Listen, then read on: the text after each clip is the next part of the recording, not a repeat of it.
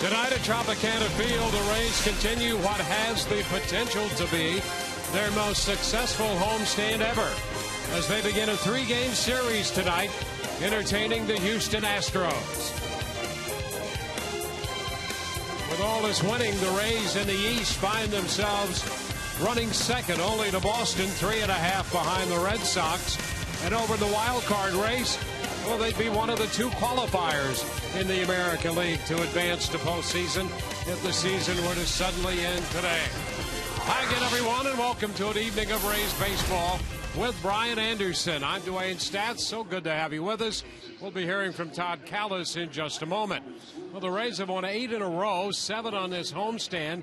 In VA, they've won 9 out of 10.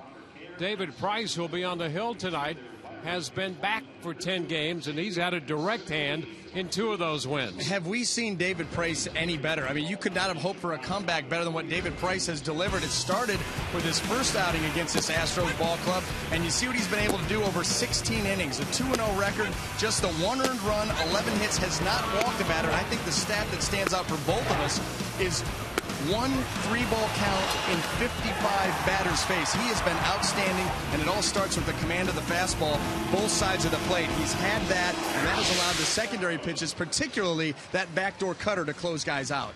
Oh, and by the way, the Rays happen to have another left-hander. He's won 13 games.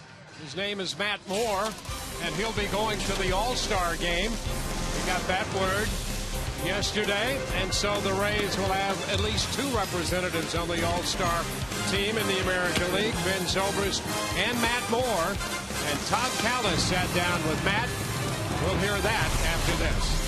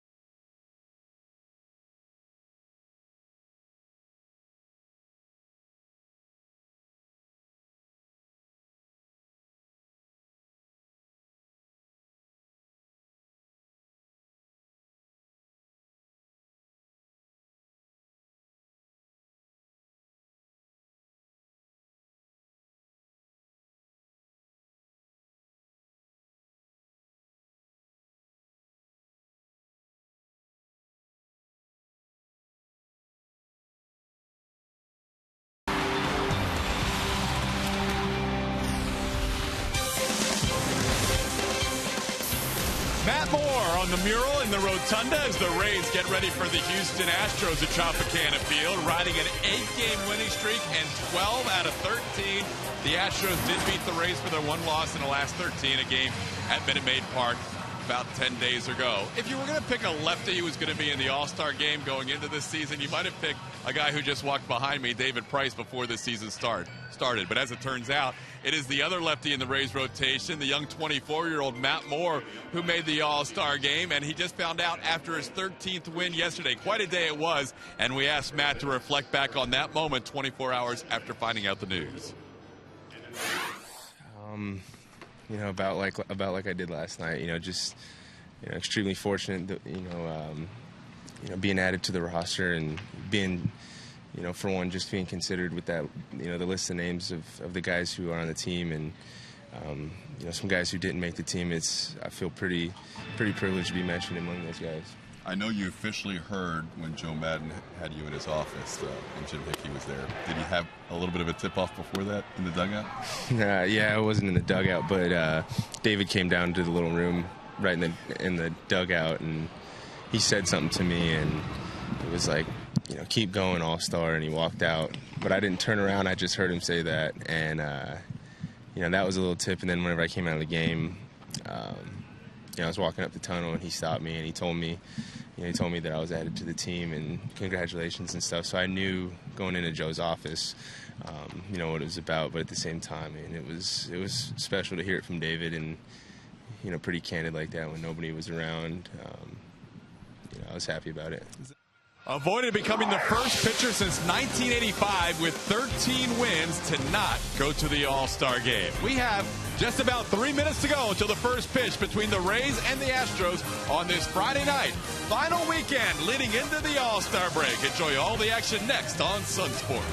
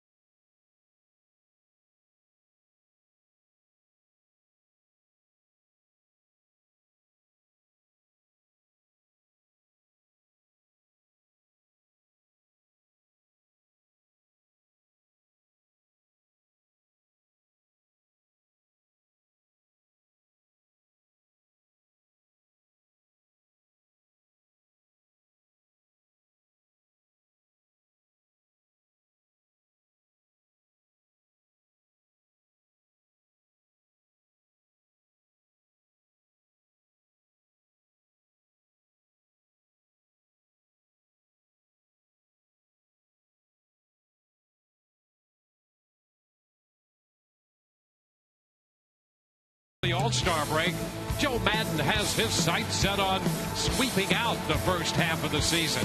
It all begins with the reigning Cy Young Award winner, David Price, taking the hill right now on Sun Sports.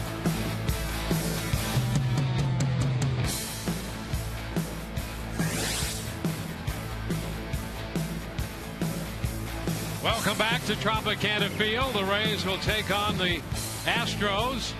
First year in the American League for the Houston Ball Club. In Houston on the last road trip, the Rays took 3 out of 4. And this is the beginning of a 3-game series here against Bo Porter and the Astros. Houston comes in 32 and 59. They've dropped 3 in a row and 8 of their last 10. Now the batting order brought to you by Sweet Bay Supermarket. Jake Elmore is going to lead off at short, followed by Jose Altuve. Chris Carter in left.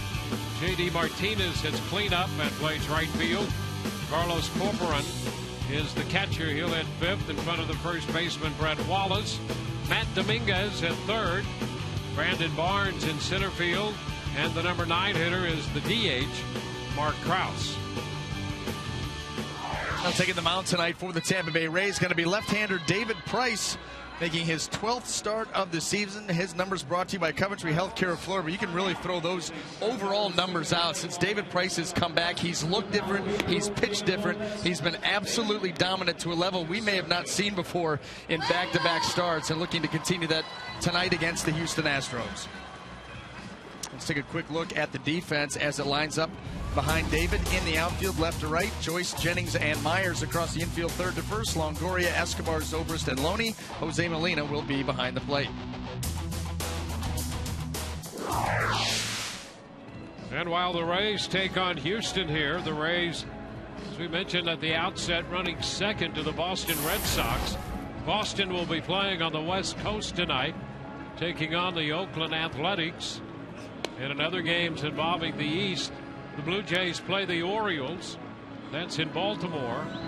And the Minnesota Twins, fresh out of here, being swept by the Rays, go up to New York to take on the Yankees. You see David Price prior to the DL, and then the last 2 starts, no walks, in fact only 1 3-ball count in those first 2 starts. Yeah, that spans 55 hitters. So, yeah, not easy to rack up a walk when you only go to 3 balls 1 time. He has been absolutely fantastic with all of his pitches, but starting with the fastball command to both sides, and especially what's important for David, even important for Matt Moore, is that glove side fastball. If they have that working and are able to hit that spot consistently, it's a long night for the offense. We are all set to play baseball.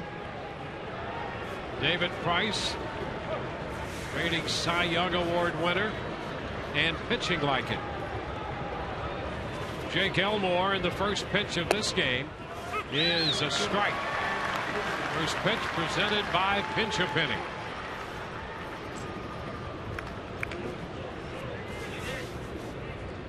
Elmore starts the night at 227.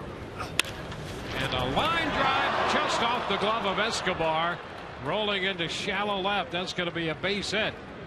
Escobar trying to draw a beat on that one to his right, and Elmore is aboard. And I think that's a play that Yunel Escobar will make a whole lot more than he will not. That was a hard hit line drive, no question about it. But Escobar did have a shot for it just off the end of the glove. You know, those balls that get hit hard like that, they got some action on them.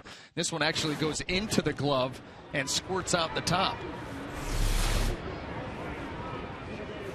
Jose Altuve, the second baseman, hitting .284.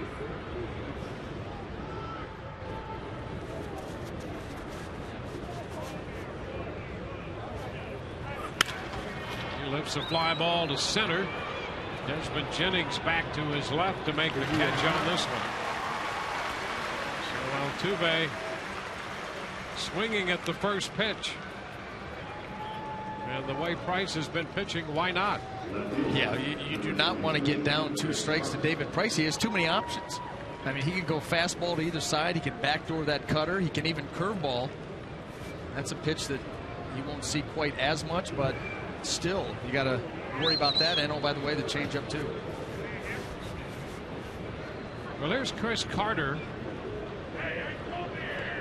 playing in Houston. The Rays saw him the last 2 or 3 seasons in an Oakland A's uniform. He was up and down for a couple years, and last season had 16 home runs for Oakland. All 1 to him. 18 so far this year in a Houston uniform. A true all or nothing type guy. I mean, he is going to rack up some huge strikeout numbers, already has for this time of the season. Yeah, 122 strikeouts, and we're not midway through July yet. You see, to go along with the 18 home runs. So feast or famine, and Bo Porter, Houston manager, not minding that, sticking him right here in the middle of the lineup. to have some kind of a threat offensively.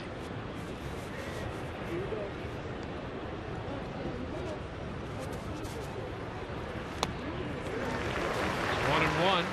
And as you can well imagine, a guy that has that kind of strikeout rate with the power, he's going to be susceptible to off speed. And that's something that we've seen Price utilize since coming back. We saw it with outstanding velocity in the first outing against Houston, and good velocity against the White Sox, although not quite as much as we saw against Houston. But we have seen the changeup a lot. Yeah, and you know what? It's funny. You saw it more. You saw that more against the White Sox, but you remember the start previous to that was Matt Moore had started the previous night and was very successful with that changeup against the Chicago White Sox lineup. So David Price takes a page out of Matt Moore's book and utilizes that pitch more, ends up with a complete game. Elmore back in at first. There's Matt Moore.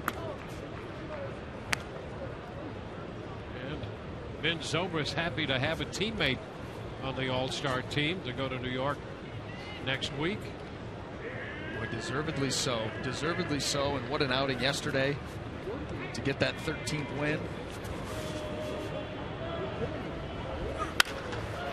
Liner into right, one hop in front of Myers, and up to second goes Elmore.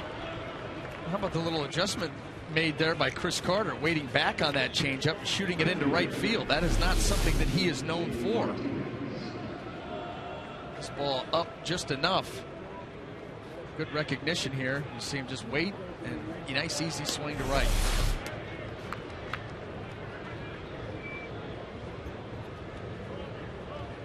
So a couple of base runners here in the first. J.D. Martinez, the right fielder, about to step in.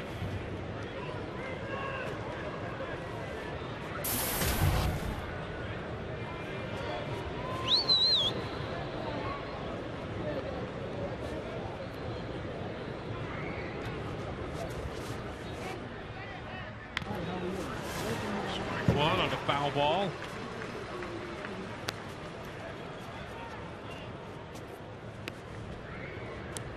Martinez spent most of last year with Houston when he hit .241 and 11 home runs and led their team with 55 runs batted in.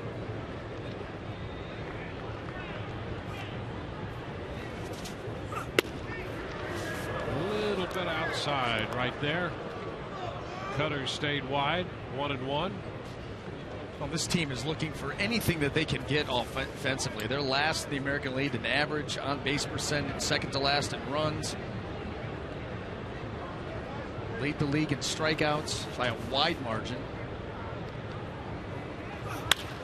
And a base hit out of the reach of Escobar. They're going to hold Elmore at third, and the bases are loaded. So the Astros coming out here swinging.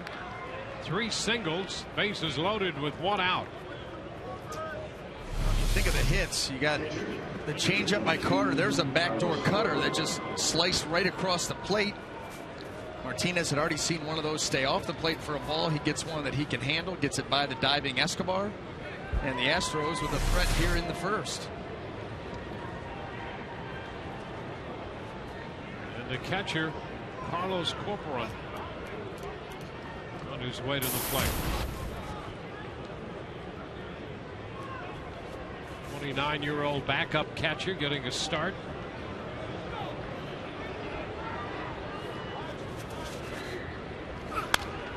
And he's swinging at the first pitch fastball. Fouls it back for a strike. You know, this team may still be smarting from the last time that David Price faced them, which was obviously the start that he came back from the injury, and he went 7 innings, punched out 10 in that game on 70 pitches, and they were absolutely manhandled. So you're seeing a little bit of that angst come out here tonight.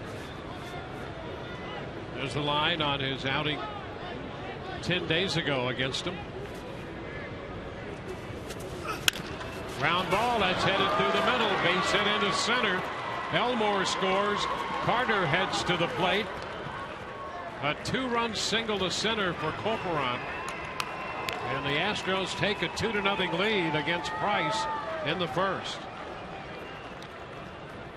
Well, coming out aggressively, the Houston Astros lineup, and Corporon just goes right back up the middle. A big hack on the first pitch of the AB, and then this one right here, he just shoots the middle of the field. You see the Rays defensively playing him straight up, and he takes advantage. The 2-run single.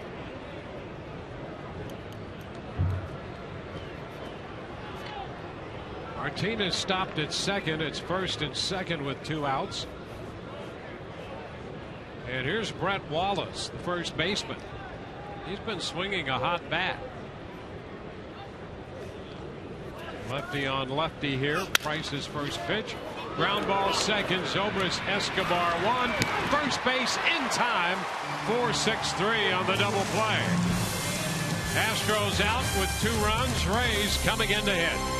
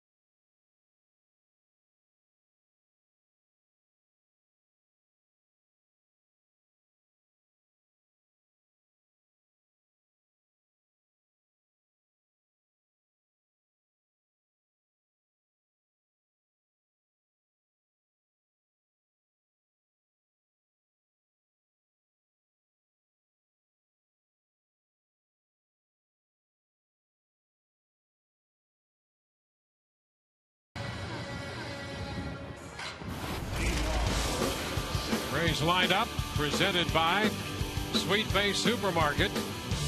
Desmond Jennings leads off again, followed by Luke Scott and then Ben Zobrist. Evan Longoria hits cleanup in front of James Loney. Will Myers back in the 6th spot. Matt Joyce hits 7th with Jose Molina 8th, and Yunel Escobar, the Rays shortstop, hitting 9th. Now taking the mound tonight for the Houston Astros is going to be right-hander Jared Cosart, making his Major League debut. You see what he's been able to do at Oklahoma City in 17 starts, a 7-4 record, ERA 3.29. He is going to feature a plus fastball that he can get up into the upper reaches of the 90s, 98, 99, sits around 94, 95. Also a curveball, a changeup. One of the top prospects in all of the game. The Astros expecting and hoping for big things from Cosart. They got him from the Philadelphia Phillies organization in a deal involving Hunter Pence. So the Rays get their first look, as we all do, at Jared Cosart. And Desmond Jennings takes the first pitch. That's a fastball at 95 for a strike. You can see the smooth delivery, the ball coming out of the hand. As with, as we talk about it a lot, Dwayne, a lot of guys with big arms, the issue has been command. And if you're looking at a guy, 93 innings at Oklahoma City this year, 50 walks. And that is something that's been somewhat of a trend in his minor league career. Desmond fouls that fastball back at 96. He's averaging a strikeout per inning, but he'll walk 5 or so every 9 innings as well. 2 strikes here, though, ahead of Jennings. The chopper to short. Elmore charges and makes the play. 1 away. Well, let's take a look at the Houston Astro defense as it lines up tonight in the outfield left to right. Chris Carter, Brandon Barnes, and J.D. Martinez. Across the infield third to first, Matt Dominguez, Jake Elmore, Jose Altuve, and Brett Wallace. Carlos Corporan will be behind the plate.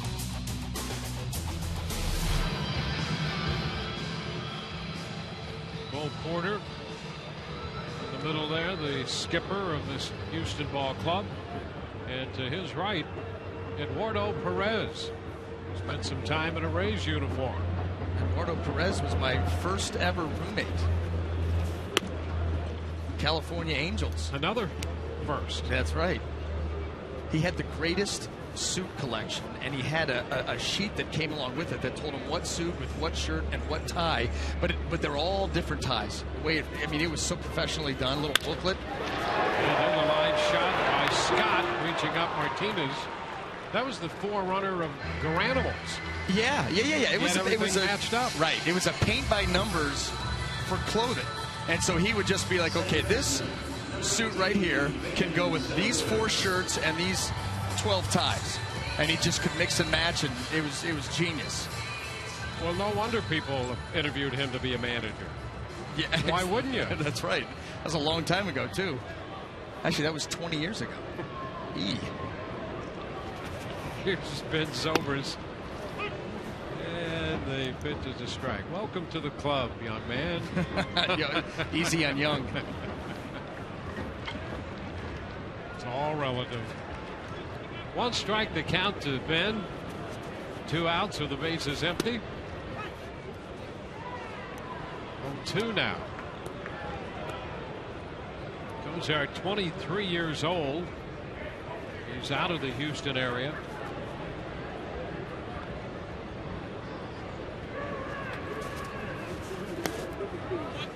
One ball, 2 strikes.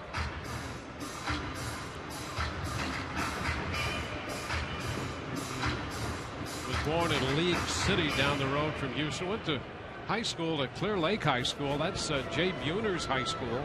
And in fact, he broke Jay Buhner's hitting record his senior year. He had over 500 his senior year in high school, and went on to be a pitcher. Not easy in Texas either, where they tend to throw out prep ball players. Well, same with Florida, Texas, California. Yep. Get to play year-round. A lot of very good summer leagues. A lot of well-polished players coming out of those states. And strike 3 called. It's a 1-2-3 first. Fastball caught Zobrist looking. 2-0 Houston.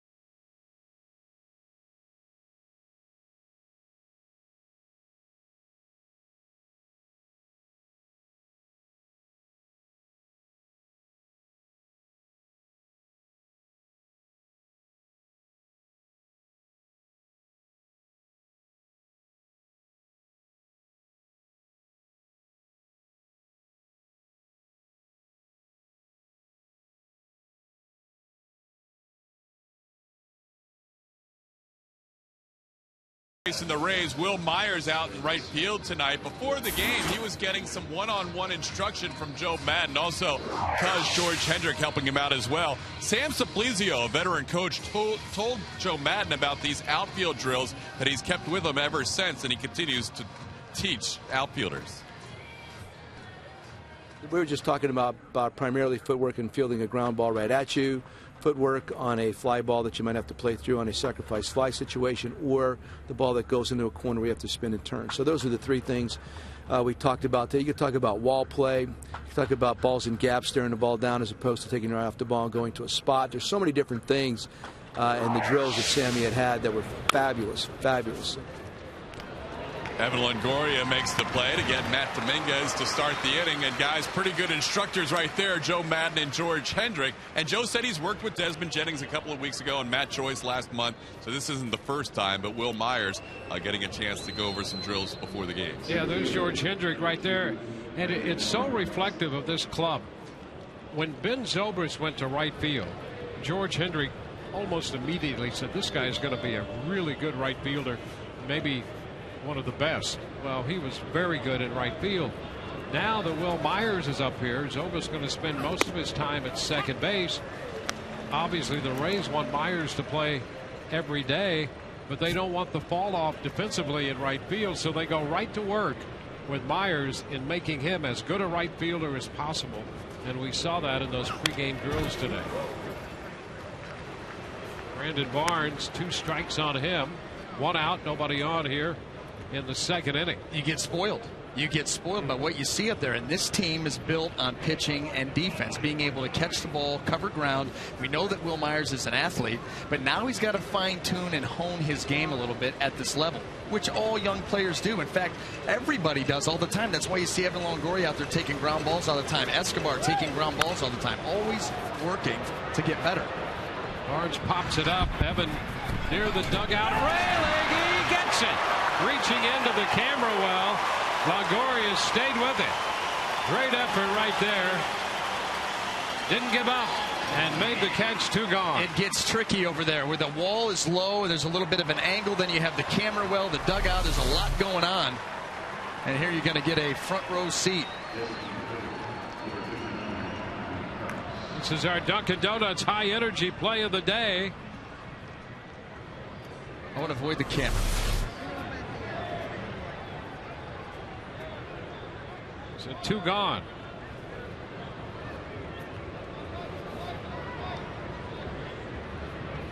Mark Krause.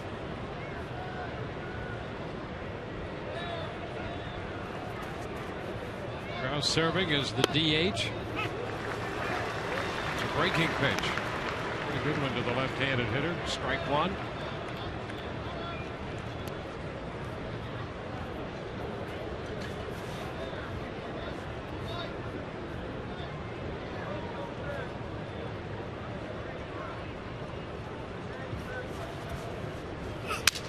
Broken bat roller right side.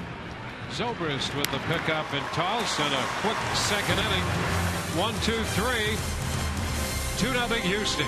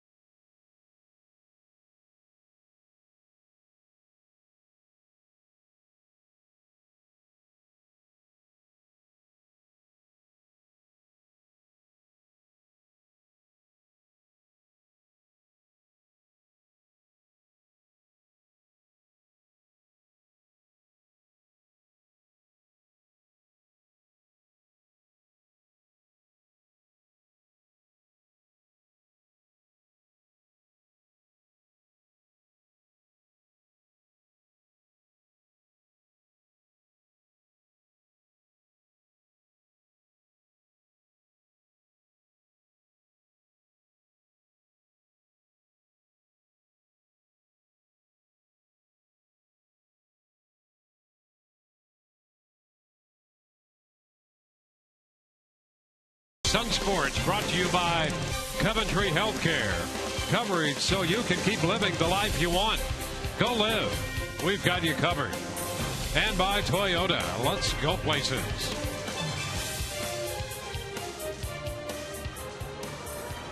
Evan Longoria is stepping in to lead off the home half of the second. He looks at a 95-mile-per-hour fastball. 1 ball, no strikes.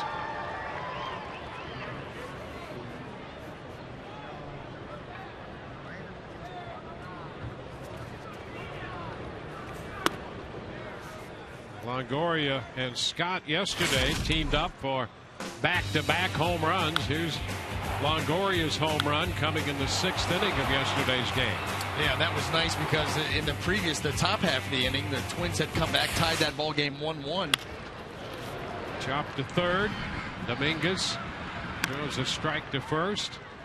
Also good in that Evan had gone 14 games without an extra base hit. So good to see him connect. And think about what the Rays as a team had done over those 14 games. Yeah. So they had continued to win. That shows you other guys chipping in. The pitching's been outstanding, and you hope that home run yesterday gets him going again. Because you remember he had that 2-week stretch at the beginning of the season without extra base hits, a lot of production, and then all of a sudden, once he got that first one out of the way, wow, took off. Here's James Loney.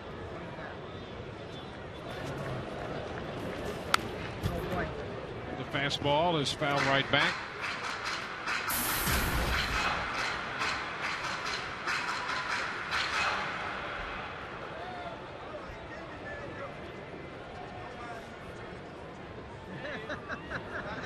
Only 7th in the American League in hitting. Lines it into right, but J.D. Martinez is there to make the catch. So a line drive on the off speed. Poor placement. James Loney right on that pitch, and we've seen the big fastball from Cosart here in the early going. Well, that was one of the things they had him in Oklahoma City to do, was to spend time trying to develop his secondary pitches, and the changeup largely the project for him. But at the same time, they still would love to see improved command of the fastball. And that is where everything is going to start. And we talked about David Price and the reason for his recent run of success, his last 2 starts, and how good he's been. It has started with the fastball command to both sides of the plate. That sets up everything else, especially when you add on the fact that these fastballs are in the mid to upper 90s. That you can work with in a big way. But he may become one of those guys where he's not able to get complete command of the fastball, so you start teaching him kind of, what the Rays are doing with Hellickson. Forget, in and out. Yeah, that's ultimately that's the goal. But think down first. Can work with down, and then try to move the ball around. But he certainly has the arm and the secondary stuff. It's just inconsistent. Do a curveball for strike 2, taken by Myers, and then missed up with the fastball. 1-2 the count. And when you talk to scouts about that curveball, they said when it finds the consistency that you need to pitch successfully at this level, that is a true power out pitch curveball. Sharp break. It's more not a true 12-6, but more of that 11-5 or 1-7, depending on what arm you're throwing with. That was confusing. In his case, he would stick with the 11-5. He would go 11-5. Yeah. 2-2. The count out of Myers. Curveball taken out of the zone right there. He did not chase.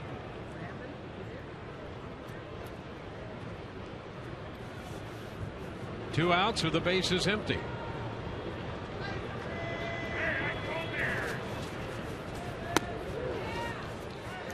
Now a full count. Well, that's where you see the inconsistency with the breaking ball. He tried to make that adjustment, but you can definitely see the beginnings of a very sharp breaking pitch. And hey, we talk about Will Myers learning, on the fly while he's up here. Well, this is kid's major league debut. Get some butterflies going too, I'm sure. And the fastball is lifted into shallow center. Barnes is there making the catch. And it's another 1-2-3 inning. On to the third, 2-0 Houston.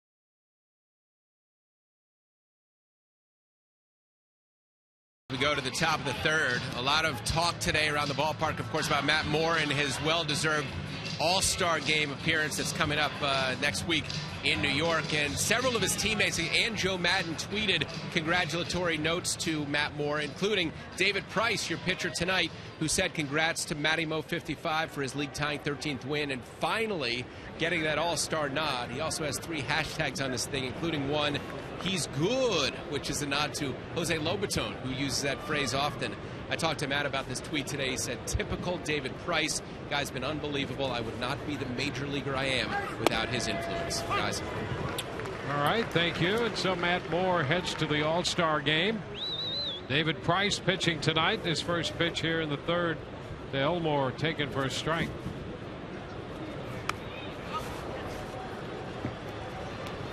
Bunt foul. That's 14 consecutive strikes right now with his 0-2 count here on Elmore. How about 90% for the game so far? Yeah. You can almost get to the point where you throw too many strikes. Line drive. This one going to be caught by Escobar. Well, Elmore got one just past Escobar the first time. He got his glove on it to his right. This time to his left. He made the catch. Yeah, not letting another one squirt out the top like that one did. This ball well struck by Elmore.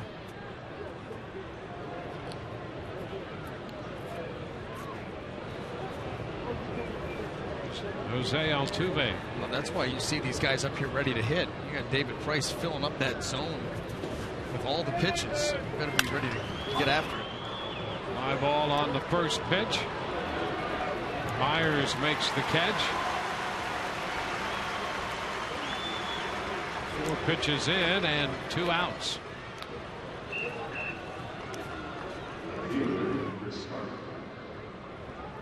Chris Carter had a base hit his first time. Took an off-speed pitch into right.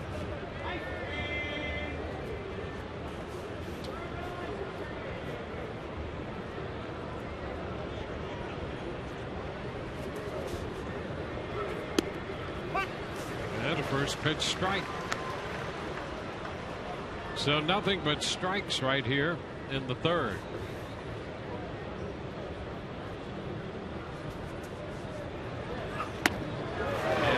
Speed has him out in front with that slow curve. Chris Carter got a base hit his first time up on a changeup that he stayed back on, hit into right field. But still, the book is you don't want to be predictable with the fastball because that's what he'll do his damage on. So David starts him off with 2 quick, high-quality curveballs to get ahead. And he gets him right back with it. Stayed with that pitch. Strikes him out on 3 pitches. Bottom of the third coming up. 2-0.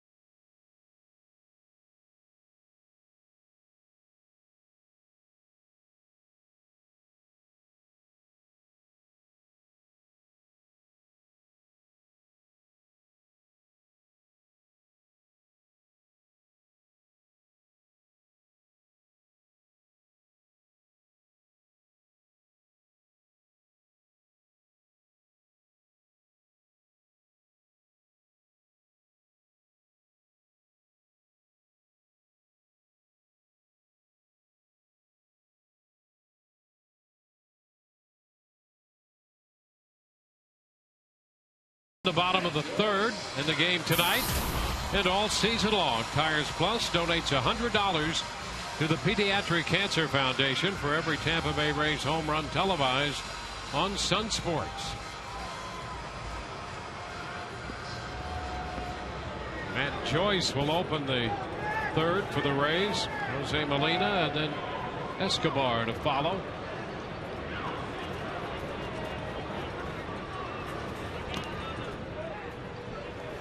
Pitch is too low. Curveball right there.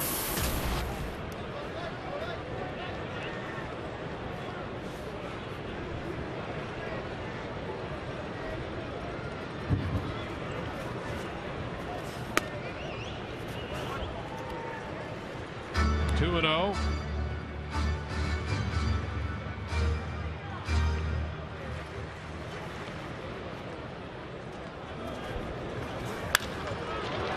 Fly ball to the opposite field toward the corner, and Carter is back there to make the catch, headed toward the low wall.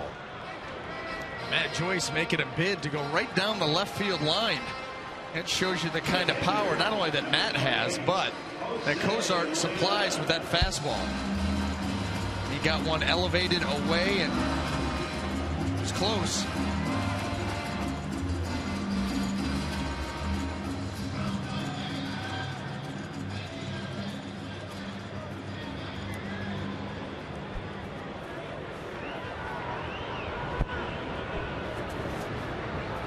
Jose Molina.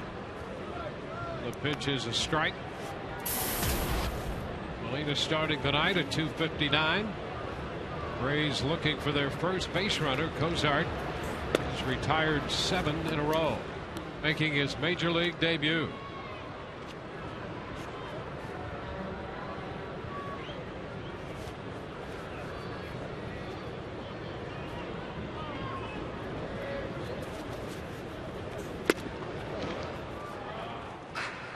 One and two.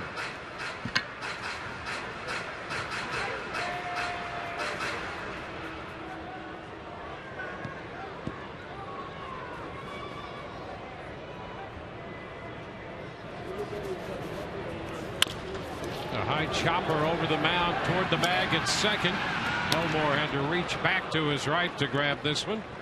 Molina's out at first. 2 up, 2 down. Tuesday, Ben Zobrist, Matt Moore, and baseball stars gather in the Big Apple for the biggest event of the summer. Baseball's Midsummer Classic returns to New York with home field advantage for the World Series on the line. It's the 2013 Major League Baseball All-Star Game live from New York next Tuesday, only on Fox.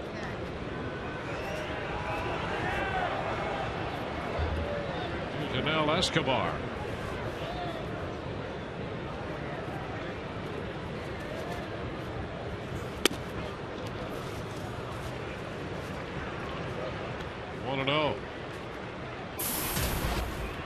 Jared Cozart, 23-year-old right-hander.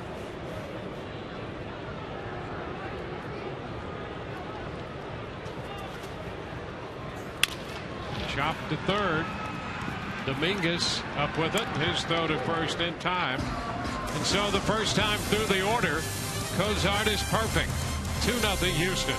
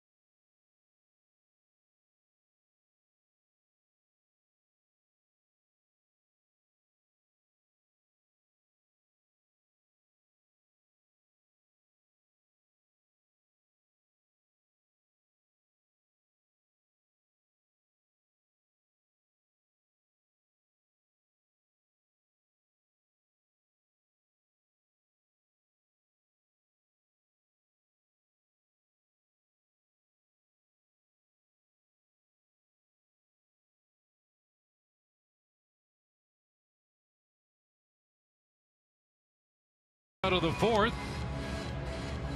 Brian Anderson has his suite booked for disco night tomorrow night after the Rays take on the Astros. Legendary KC and the Sunshine Band take the stage, guaranteed to rock the Trop.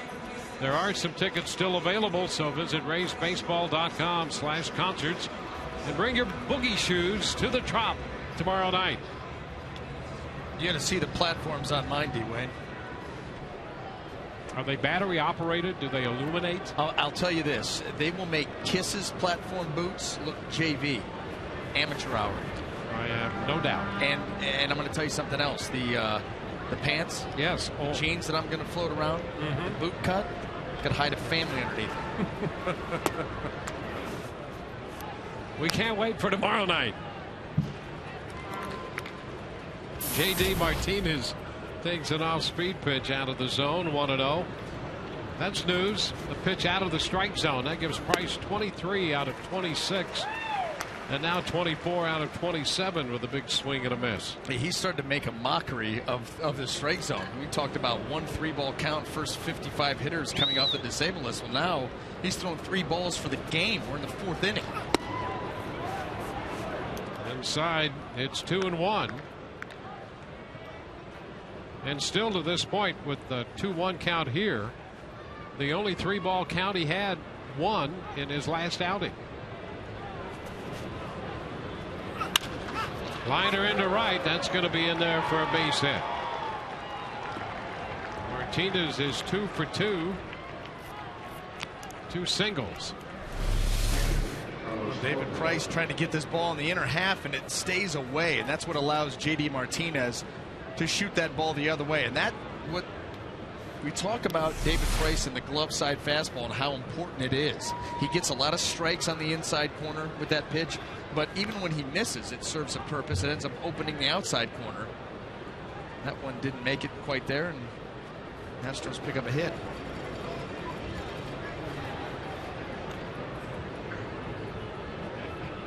Carlos Corporan, the catcher who drove in both runs in the first. And there's a strike. Cut to catch the corner.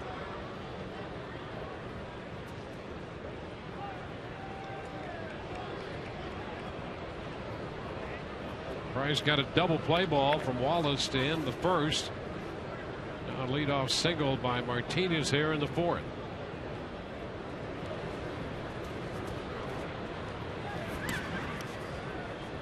Keeping an eye on Martinez over at first.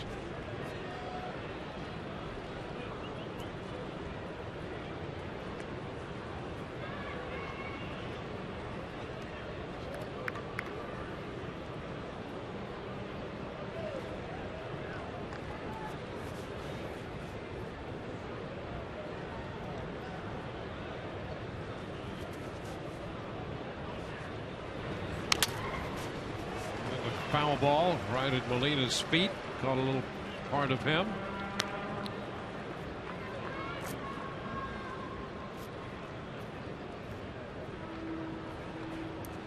Well, in the 2 starts Price has made, that fastball is average around 94, a little under. And we've seen him over that at times, 95, 96.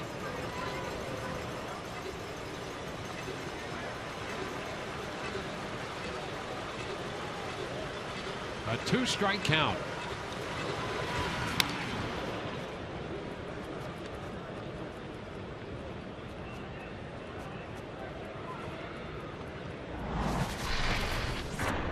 With the base hit by Martinez now in 2 of the 4 innings, Houston has put its leadoff man on base.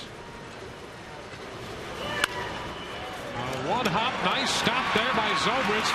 Out at second, Escobar's throw out there for the double play. Boy, Zobrist, a great job to start what turns out to be a double play. Yeah, and I think that was another backdoor cutter, and Corberan put a good swing on it, hit it hard. Could have, should have had a base hit if it were not for Ben Zobrist. That a sharply hit ball dived to his backhand, and then Escobar finishes it off with a strong relay. I'll tell you what, right now a 2-run deficit for the Rays, but these Houston Astro hitters have come and mean business tonight. 2 outs there, but that was a hard hit ball too. Well, they're plenty aggressive, that's for sure. Listen, they have the worst record in Major League Baseball, and there's a lot of people down on the Astros in their first year here in the American League, but these are professional players. They've got a lot of pride. This is a guy who really shoved it against them last time he faced him, which was just 10 days ago. And so they want to come out here and say, you know what, you had your night, we're going to have our night tonight. Well, and the other part about that, he threw nothing but strikes. So what are they going to do? They're not going to stand there, take pitches, and get behind in the count. They're going to be aggressive, and that's right. What we've seen. That's right. He was aggressive against them in the zone. He's continued to be, but they're not sitting back and waiting around. They're getting after it. They've got a better game plan tonight. They've had a few more hittable pitches than they did that first game. That first game, I don't know if he left a pitch out over the heart of the plate. There's a chop on the 0-2 pitch. Zobrist with the flip to first in time to get Wallace. That'll retire the side. The big play of this inning. Zobrist to start a double play. Here it is. 2-0 Houston.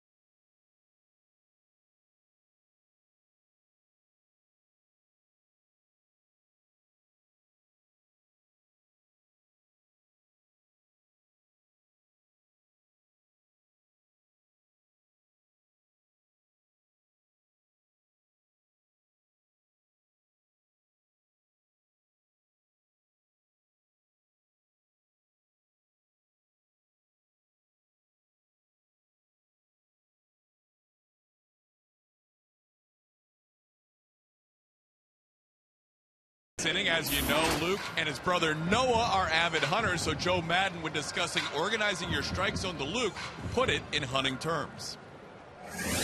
Was trying to make it make sense to him and compare the baseball to prey.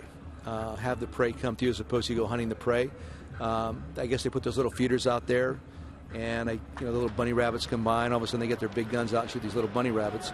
But it's no different. Let the prey come to you, and as opposed to chasing. I think the only difference for me in his success more recently is that the fact that he's been more patient at the plate. He's not expanding his strike zone. He's swinging at strikes and taking balls, accepting his walks. Period. There is an Elmer Fudd joke in that soundbite somewhere, guys. Back to you. Yeah, Safari Talk with Joe Madden. How about him taking a little bit of a shot too?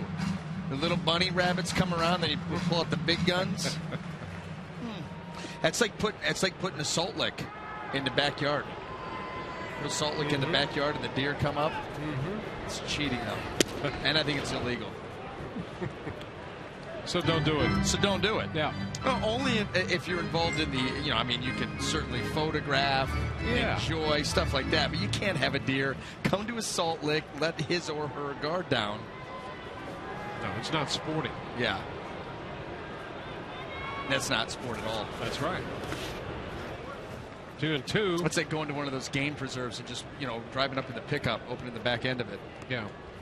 And don't forget the next Joe Madden special on National Geographic coming up next week. You do love how in baseball, it's not a coach, not a head coach. It's a manager. It's a manager of people. Yeah. You've got to relate to all job. Of them. Yeah. That's what he does.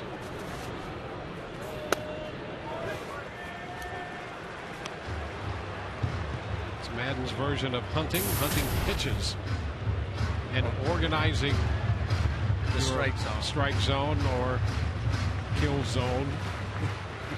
Some sort of if you're Luke Scott. Sometimes they go hand in hand. There's ball 4 to Jennings. Well, I'll say this about Luke Scott. He found a ball in the kill zone yesterday and hit it a mile. Hey, listen, that ball off the bat was a rocket shot, and it almost got back wall action. Yep. You can see the last 8 games he's hitting .440. Well, do you remember when he was going through that slide, a few weeks back, a month ago, where it just looked like he was just, out there playing pepper. There was no aggressiveness to the swing. Now you see him attacking that ball, and like Joe said, and Joe has said that about the entire lineup. He said this team as a whole has not been chasing. They've not been going outside their strike zone, and that's why they've been able to put some innings together and have success. But you see what Luke Scott's capable of when he tightens up his zone. And let's see what the Rays can do now that they have put the leadoff man on in the 4th. Here's Luke's home run yesterday. Get a load of this. Wow. See David Price's reaction. He's no doubter.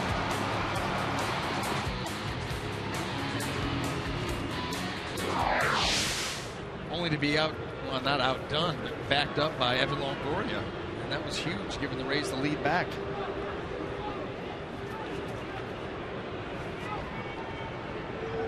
A 1-strike pitch. A strike at the knees. 0-2.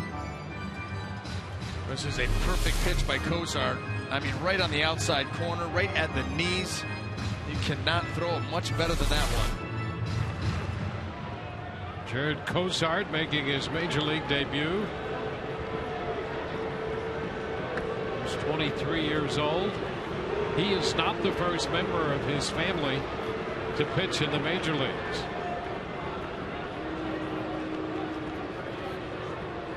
A 2-strike count on Luke Scott. And Luke is out on strikes.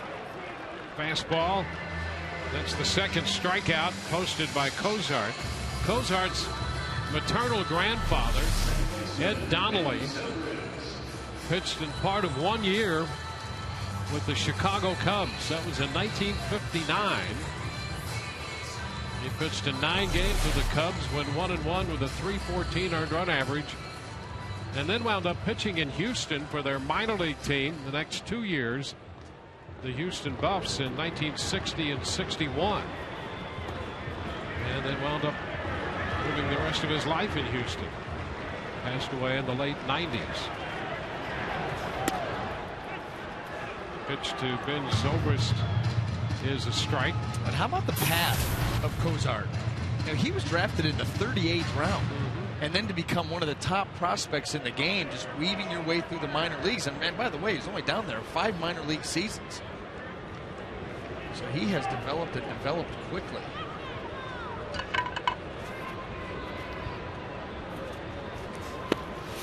Inside, snap throw down to first, and back in is Jennings.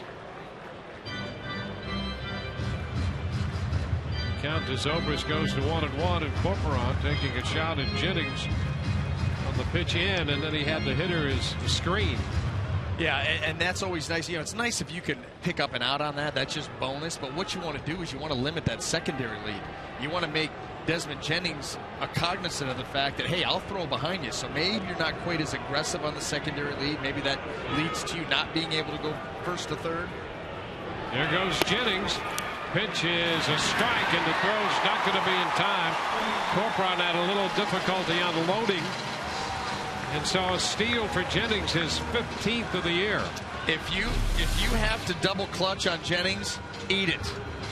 Right here. If it ain't coming out by now, forget about it. You are not going to get him unless he slides completely past the bag. Which I guess with his speed, maybe that's worth a shot. So Jennings stealing his way into scoring position. We've seen him so much more active in that part of his game. 1-2 to Zobrist, chopped to third. Dominguez makes a wide throw to first, but Wallace keeps his foot on the bag. So 2 outs. Yeah, that's 8 consecutive steals now for Jennings. Well, he was at 1 point 7 out of 13, barely over 50%. A guy who was thrown out twice last year for the season. So, listen, I think that goes hand in hand with the on-base percentage. I think you see him out on base more. He's got more confidence to steal bags, not as worried about, well, listen, I haven't been getting on base a whole lot, putting a lot of pressure on himself. He's out there letting it rip, and he is swiping bags like you expect him to now.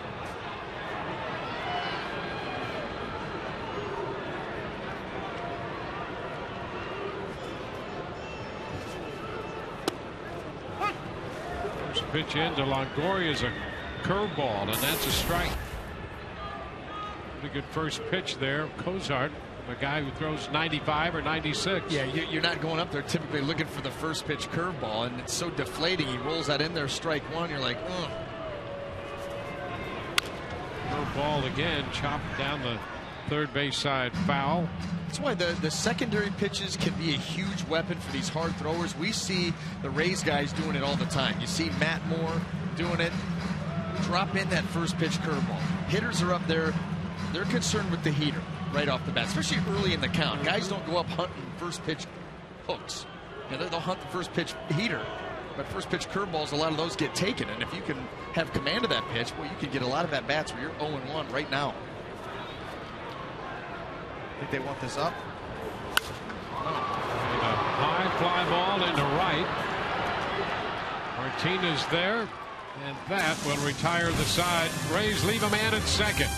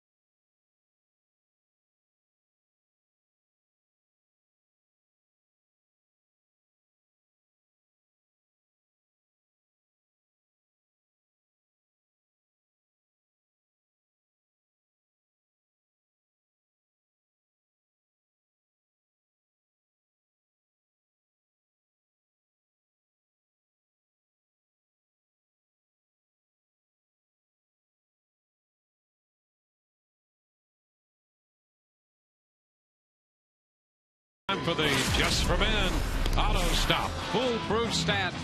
Most extra base hits in Rays history.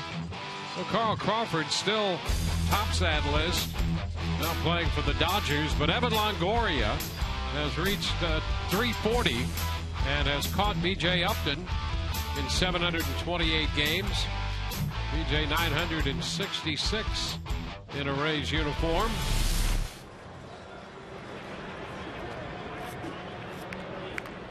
Evan 0 for 2 tonight. And we go to the 5th inning with the Houston third baseman, Matt Dominguez, to lead off. Dominguez started the night at 225. He has 11 home runs and 45 runs batted in. And that after a slow start in the power department for Dominguez.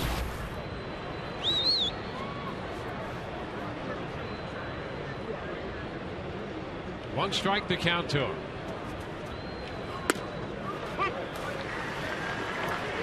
Fastball for strike 2.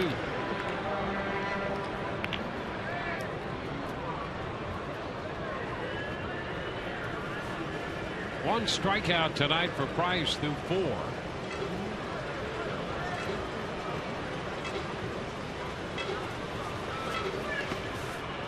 There's that one into the dirt.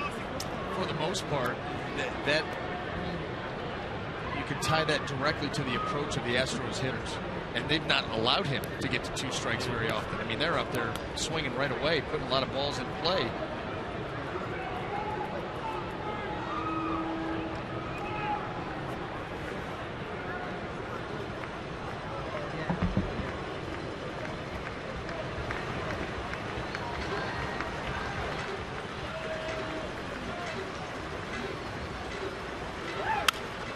Liner up the right side, and that's going to be in there. Back toward the corner. Myers will have to turn and make the throw back into first. That's a move he worked on before the game. A double for Dominguez. Well, Dominguez and these Houston Astro hitters in general, especially the right-handed hitters, which the majority of the lineup is, they have been going after that backdoor cutter, and that was not a bad one there by David Price. But look at that, Dominguez going off the plate, just putting that ball into play.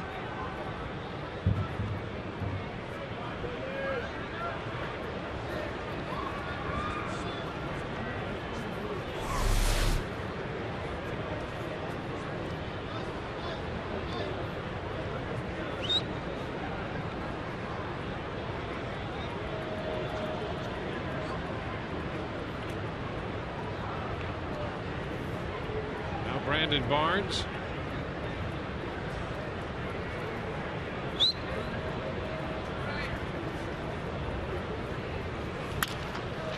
Fly ball right field.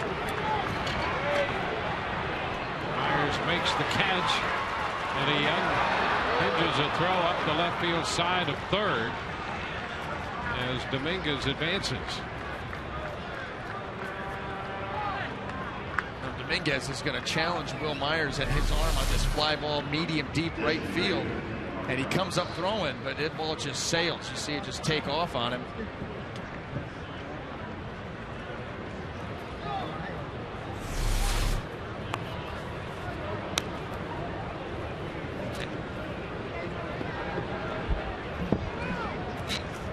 Said Dominguez is now at third with 1 out, and the Rays will pull the infield up with the left-handed bat of Mark Krause about to step in.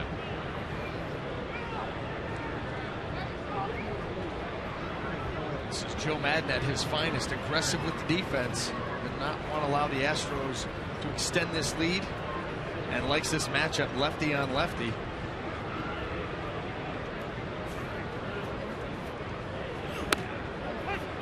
This pitch is a fastball. 94 on that fastball for a strike. And so far, we really have not seen that David Price high velocity fastball tonight. Not quite there the first time around against this Astro team. That there he would. How many pitches did he have? 95 plus, 25, 30 of them.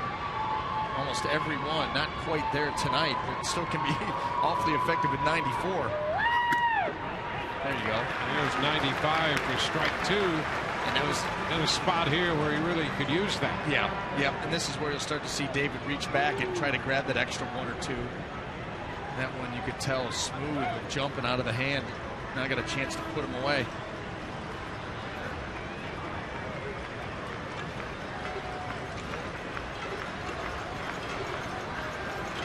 Going to pitch around the double by Dominguez, who's now at third, moving up on the fly ball. And a swing and a miss, 95. 3 fastballs there, 94, 95, 95, to get the much-needed strikeout. And boy, and did not shy away, did not try to trick Krause, just flat out overpowered him. First pitch to get ahead, the next two were just dotted up away. Big-time velocity and a big strikeout.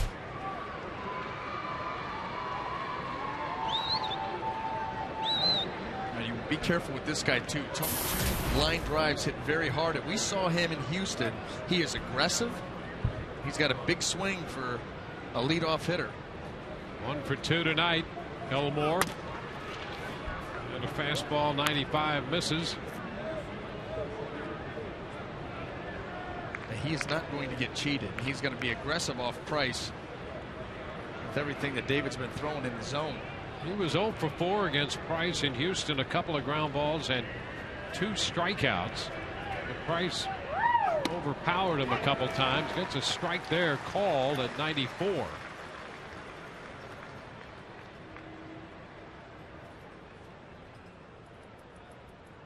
Elmore getting a pretty good look at shortstop for Houston. They're looking for someone to come in and take over that spot.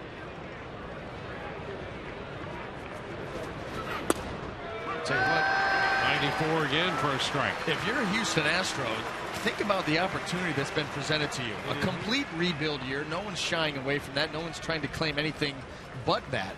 But Bo Porter and management are looking for pieces. And everybody that's getting any kind of playing time this year, they're looking at you. This is your opportunity.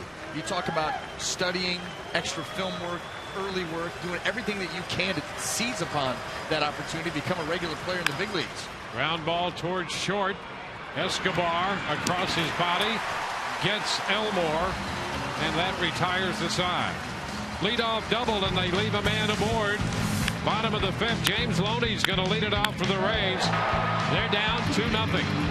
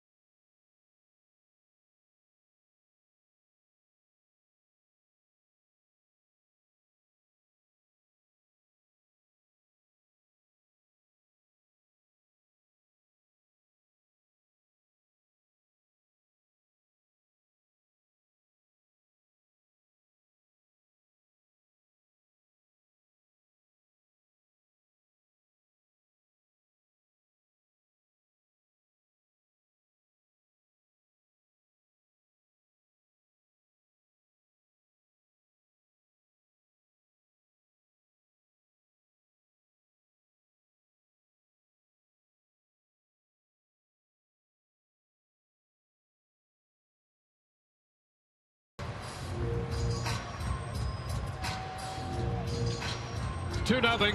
Rays trail the Astros. Bottom of the 5th inning coming up with James Loney, Will Myers, and Matt Joyce due up against Jared Cosart, who's making his major league debut and has yet to give up a hit through the first 4 innings. He walked Jennings to lead off the 4th. Desmond stole second and was left on base. the first pitch strike. Fastball in Loney.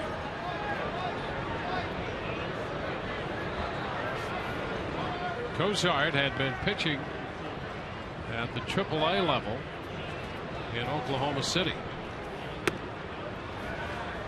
It's 1-1. In fact, he was charting pitches there the other night when his manager Tony DeFrancesco called him in and read him a little bit of the riot act, accused him of charting pitches while wearing flip-flops. And in fact, he really had sneakers on, but he gave him the business and then told him, oh, and by the way, you're being called up to the big leagues, so go get him. The way that is done, and I'll tell you what, that had to have caught him by surprise. You think you're getting aired out for flip-flops. Or they were going to say, and by the way, leave those flip-flops here in AAA. They were closed-toed shoes in the show. 2-1 the count on Loney. Well, he will never forget that moment. Chopped to short. Elmore. Oh, a low flip over there. And Loney's out as Wallace digs it out. Let's check in with Todd Callis. Todd? Quite a lot going on this weekend here at Tropicana Field. You've got a couple of concerts. You guys have mentioned Casey and the Sunshine Band, Carly Rae Jepsen Sunday. Also Sunday, DJ Kitty Confetti Globe, the first ever, brought to you by Sagicor. First 10,000 kids 14 and under get this DJ Kitty Confetti Globe. We're actually going to give it to kids who aren't 14 and under because they're part of the group that won the Rays Executive for the Day. Gary Heller, we have Shannon, we have Josh, we have Zach, all here as the Rays Executive of the Day. We're going to talk with Zach. How did it go today? It was wonderful. It was really nice seeing the business side of baseball this afternoon. Andrew Freeman and Matthew Soderman, real stand-up guys. I think we got a great ball club here. It was really nice seeing the other side. You got to have lunch with the boys, Matt and Andrew, before the game, down on the field, meeting some players and meeting the broadcast crews. You got to check out Dwayne and BA in the radio. Oh, yeah. Dwayne Staten, Brian Anderson. Hear him all the time when I watch the games on TV, and it was cool to put faces to the voices. Very cool. Gary, enjoy the rest of your night. See if we can get this thing turned around. Shannon got to go out and hand out the lineup cards before the game as well. So, guys, the Rays Executives for the Day enjoying the front row seats. Back to you. All right. Thank you very much. Yeah, that was fun. Yeah. And then what a day it had to be for all of them. Yeah, how about it? That's really cool. Yep. See, that if you great bids, good cause, great for charity, and a great time. And she's got the snow globe. That's a little sneak preview of the DJ Kitty snow globe. Does it actually snow, though? Well, is that snow inside? It's got to be rain, right? It's got to be rain. It can't be snow. It doesn't snow. Only in confined areas here. Climate controlled. And it is inside DJ Kitty's globe. Very, very confined. There's ball 4. Myers draws a walk. Cats are known to have small brains. Well, a base runner for the Rays. 1 on, 1 out for Matt Joyce. Anyway, congratulations to the Hellers. That's just a great day for them, and thanks to them for contributing to the Rays auction and all the great causes that it represents. Well, when I got a chance to talk to him down there, and asking them how the day was, and they said, listen, we're just getting to, game time. Game's about an hour away, and we've had a full day already. They were already just about worn out. Now right down there behind home plate, getting a good view of this. So obviously a package that's well worth it. Yeah.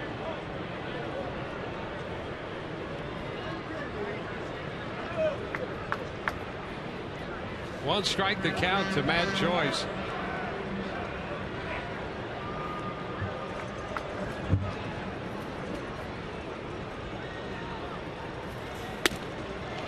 Started to go, and that pitch just missed. Boy, that looked pretty good. It sure did. And you got pitchers tonight, for the most part, have done a good job of commanding the zone. And this right here, boy, oh boy. Well, Jim Kellogg was right, just off the plate.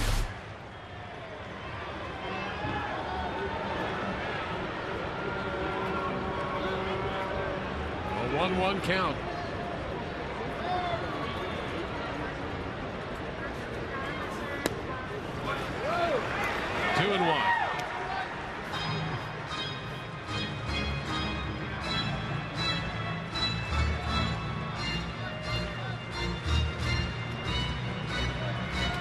Cozart retired the first 9 men he faced. Then he walked Jennings, retired 4 more, and walked Myers.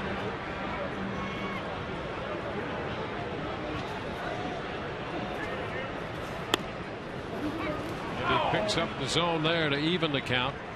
It's 2-2.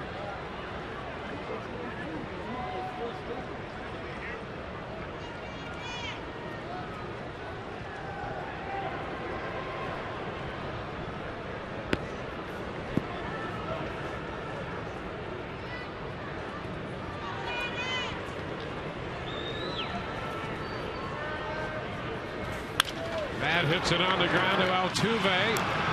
Elmore 1. Wallace 2. 4-6-3 on the double play. We're through 5. 2-0 Houston.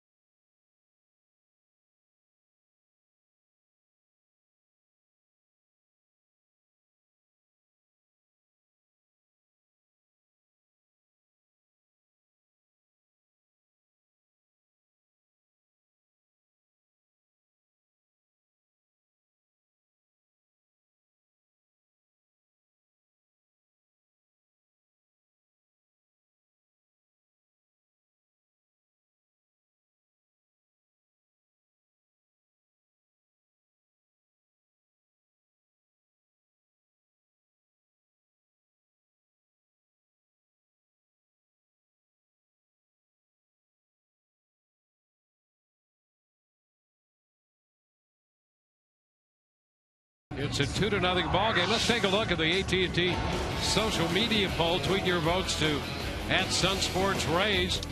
Who would be the biggest among non-Rays in the American League to qualify as the top all-star snub?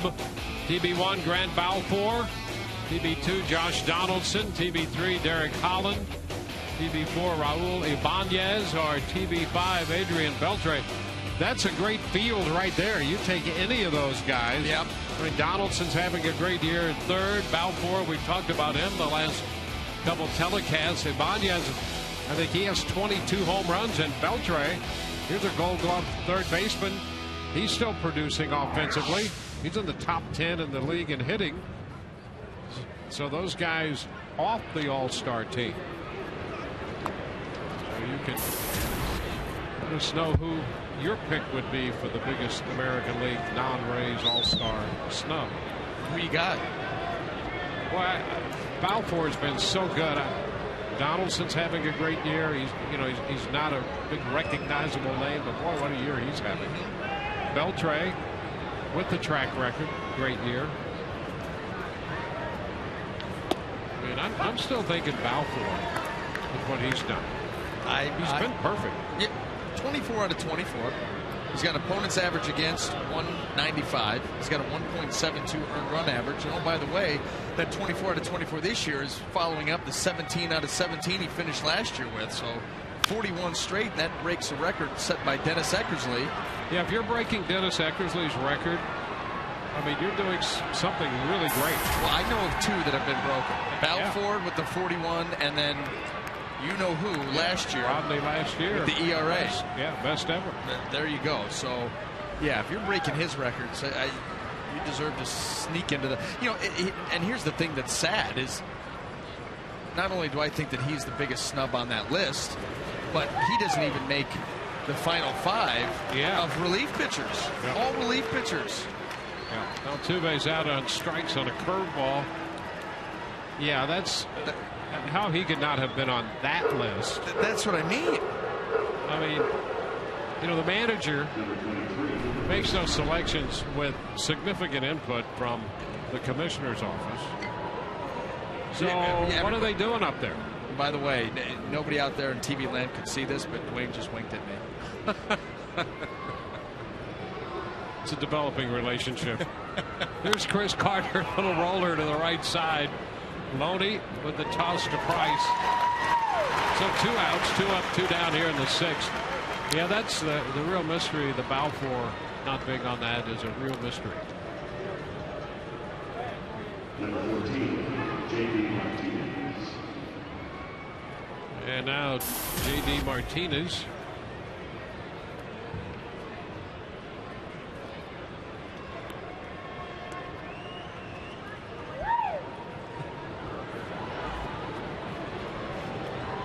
Seeing as how Raul Ibanez, we've just been reminded that he's 41 and has hit 22 home runs. So it's possible you can still be old and productive. Broken bat, ground ball, shortstop. Escobar to Loney. 3 up, 3 down. I like the sentiment. More people should be appreciative.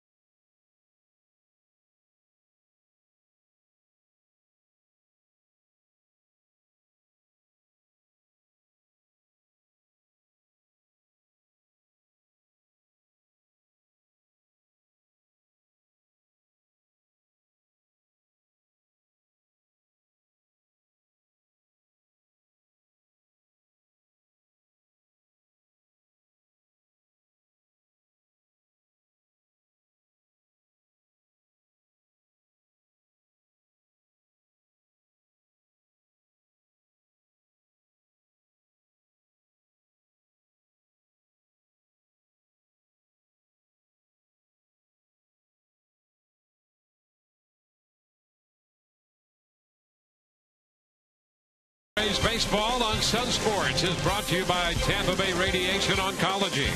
When cancer strikes, strike back with CyberKnife. Available at Tampa Bay Radiation Oncology. By your Gulf Coast Honda dealers. Visit your Honda dealer for great lease and finance deals on fuel-efficient Hondas. And by Checkers. Feast on. Ted Williams Hitters Hall of Fame. Some of the exhibits. And if you haven't been there, it's a lot of fun. Entertaining and informative. Fun for all ages. Sold. Here is Jose Molina. Molina lifts one into right center field, and Martinez crisscrossing with Barnes. Barnes making a dive, and he held on. How about that? Oh, I got deked out there. I don't know how he made the catch with Martinez crossing in front of him. That's why I assumed that Martinez was the one that was going to make the catch right there. Oh, my. Oh, my. You're talking about maintaining concentration. Goodness. I mean, that was the greatest deke job in the world by Martinez to try to get a guy to miss a ball. I mean, truly, that's how you would do it. And he still comes up with the catch. Outstanding. Despite a little help from his friend, Barnes still made the catch. Here's Janelle Escobar. Pitch low and away. 1 ball, no strikes.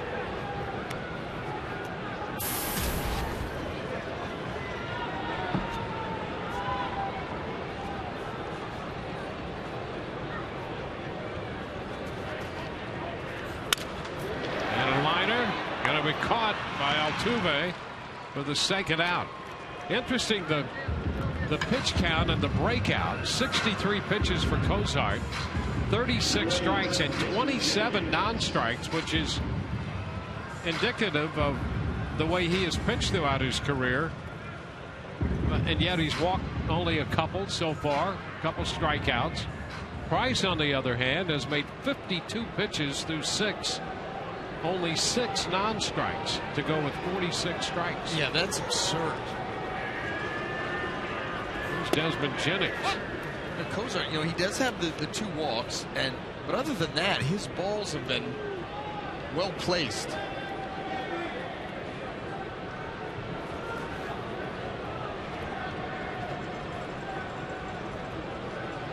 One strike, the count to Jennings.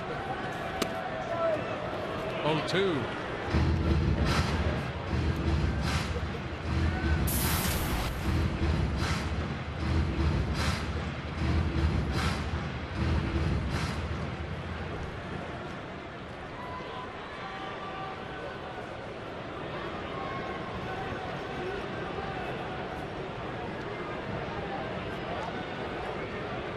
Two up, 2 down. And Jennings, did he go? He checked in time, says Eric Cooper. It's 1-2. Houston with 2 runs, 6 hits. The Rays have had only 2 base runners. A walk to Jennings in the 4th, a walk to Myers in the 5th. No hits off the young right-hander. The breaking ball is over but low. 2-2.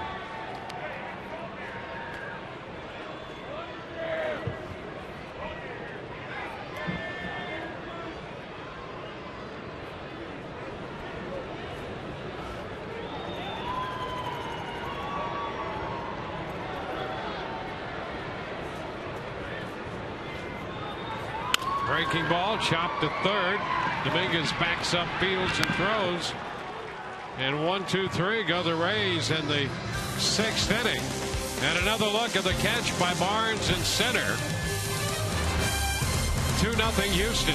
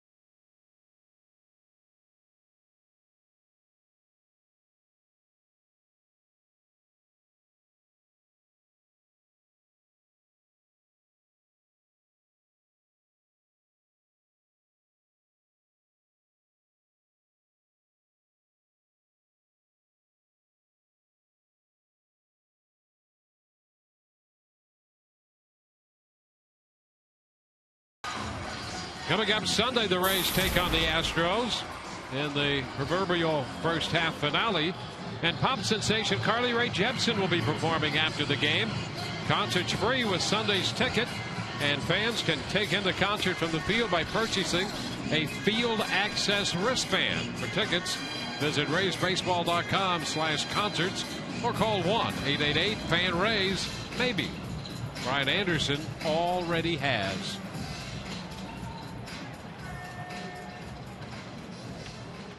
If you think that my outfit for tomorrow night's concert's good, wait till you see what I'm going to be sporting for the Carly Rae Jepsen. Maybe. Oh, it's not going to be a maybe. It's a definite. Okay.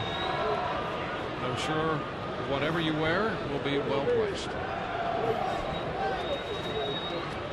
Carlos Corporan leads it off, and he takes the first pitch. That's a strike. Well played, Stats. Well played.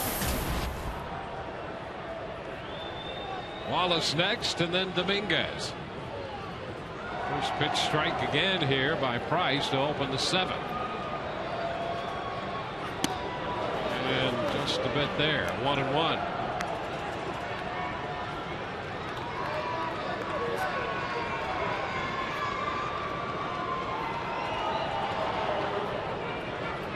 Corporan drove in both runs in this game. That came on a base hit in the first inning.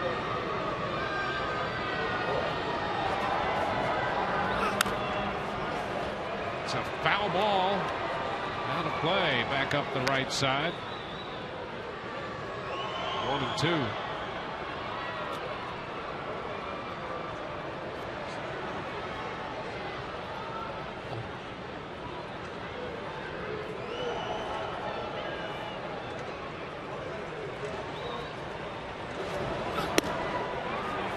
That's a bit inside. Kellogg appeared to think about it for just a beat or two.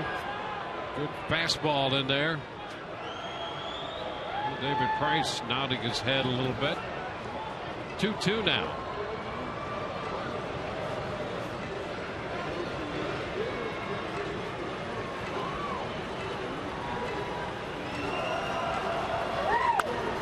Roller to short, charged by Escobar. Throw to first in time. Corporan, the catcher, busting it down the line, but the throw in plenty of time. Tonight's game available in Spanish via SAP, brought to you by Coventry Healthcare of Florida as we play here in the 7th inning.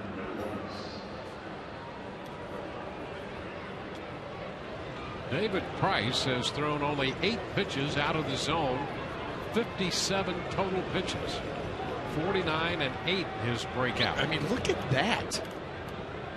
That's like something you do in Legion Bowl.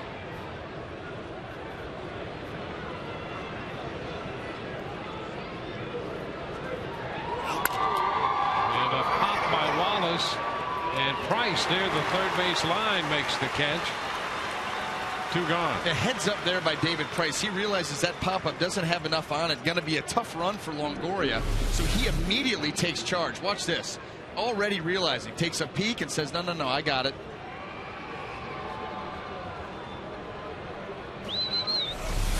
So 2 gone in the 7th.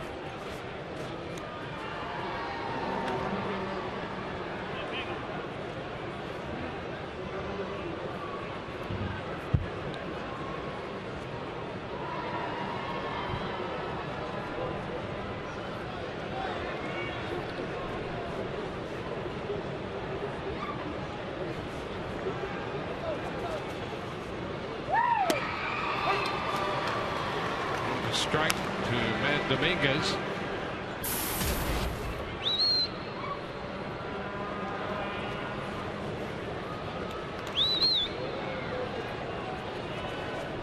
Dominguez had a double in the 5th. Takes a curveball out of the zone. It's 1-1.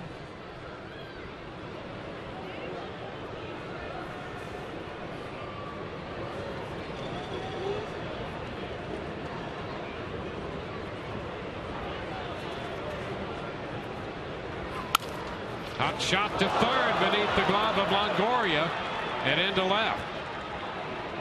A base hit for Dominguez. He has 2 of the Houston hits tonight. How about Dominguez takes one the other way for a double and then hits this ball hard enough that you see Longoria lunging out for it, is able to sneak it by and underneath the glove. Takes one to right, now up to the left side.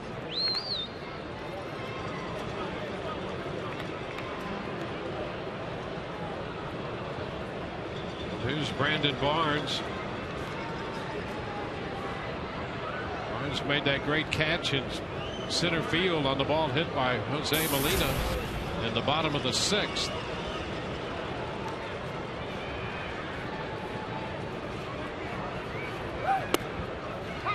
The pitch is in there for a strike.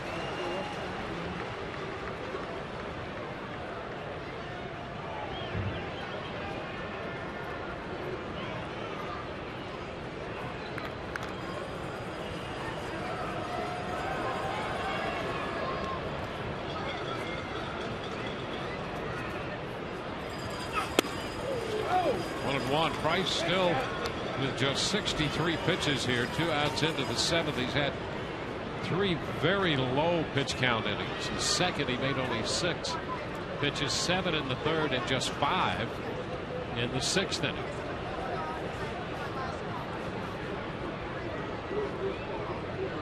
Going to get the final out here. See if the Rays can get their offense going against Jared Cozart. High fly ball center field. Jennings is there waiting. Houston out in the top of the 7th. 7th inning stretch time. Rays trail 2-0.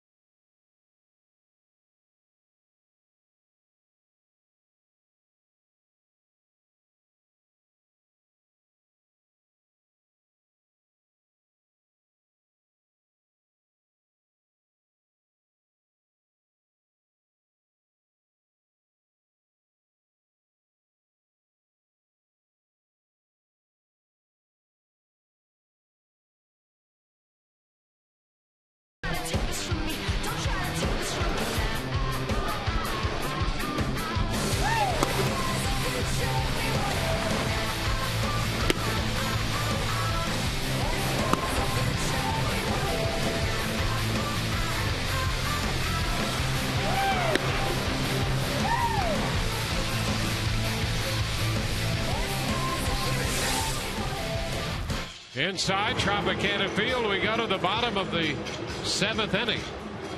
Jared Cozart making his major league debut tonight. Longest outing in the minor leagues this year, a 7-inning stint in which he made 97 pitches. He's made only 69 pitches through 6 in this game. And Luke Scott leads off the bottom of the 7th. 1-0. Rick Odioso, our esteemed statistician and baseball historian, has done some exhaustive research. This pitch is in there for a strike, and he's found that the only no-hitter thrown in a major league debut in history was thrown by one Charles Leander Bumpus Jones in 1892. It's one of those good throwback names, man. Bumpus. There you go. He checked. The count is 2-1. You talk about long seasons. That was on October 15th, 1892 for the Reds against the Pirates. The downside of that, he would make only 7 more major league appearances after that.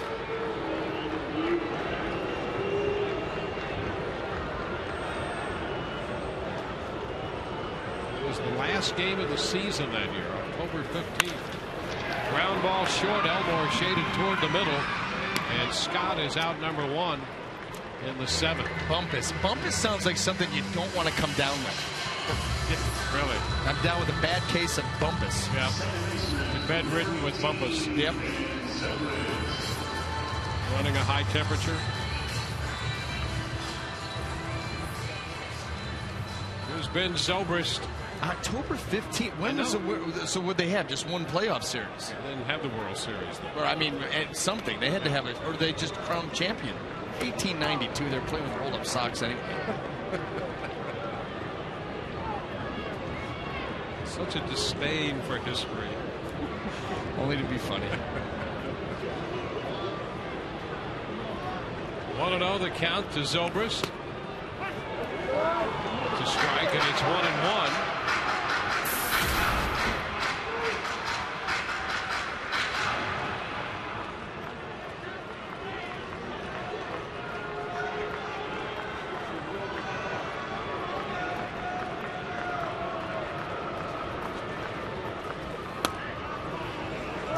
It's outside.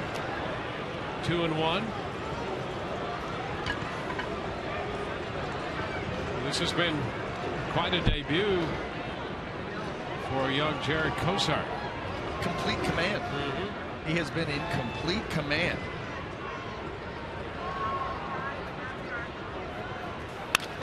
And a liner, one hop and out of the reach of Altuve. There's a base hit. So the Rays pick up their first hit provided by Ben Zobrist. It comes 1 out into the 7th inning to break up the no-hit bid by Jared Cosart. Well, and now you see, and this is interesting too, Corporon coming in. Of course, third baseman Matt Dominguez comes over to talk to him because you give up that first base hit, and he has been cruising. Now what you want to do is keep the game in order. This is still just a 2-run ball game. And a lot of times you see these no-hit bids, when they finally get broken up, it starts to unravel quickly. Pitcher is extremely disappointed. Got to find it quick and get back up on that bump and continue to make quality strikes. Been doing that all night long. Here's Evan Longoria. He has grounded out, did a fly ball to right in the 4th. And that's low and outside. Now here's another reason why you need to make quality strikes, because with Evan Longoria lurking, and then you got Loney, then you've got Myers, 3 guys that are capable of big-time damage.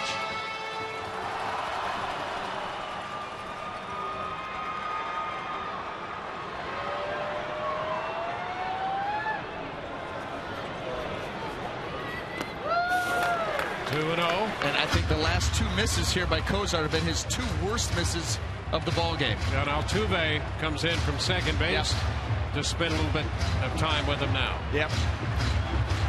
Letting him know maybe a defensive placement, and also just to give him a breather.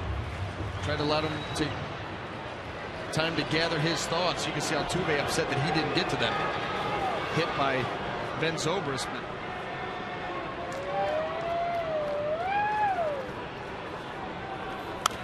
and a foul ball back, straight back, and Longoria had a nice cut. Well, 2-0 count, big fastball guy, does not want to fall behind 3-0 with off speed. So Evan figuring he's going to get a fastball, he does, and he puts a big swing on it. Fouls it back.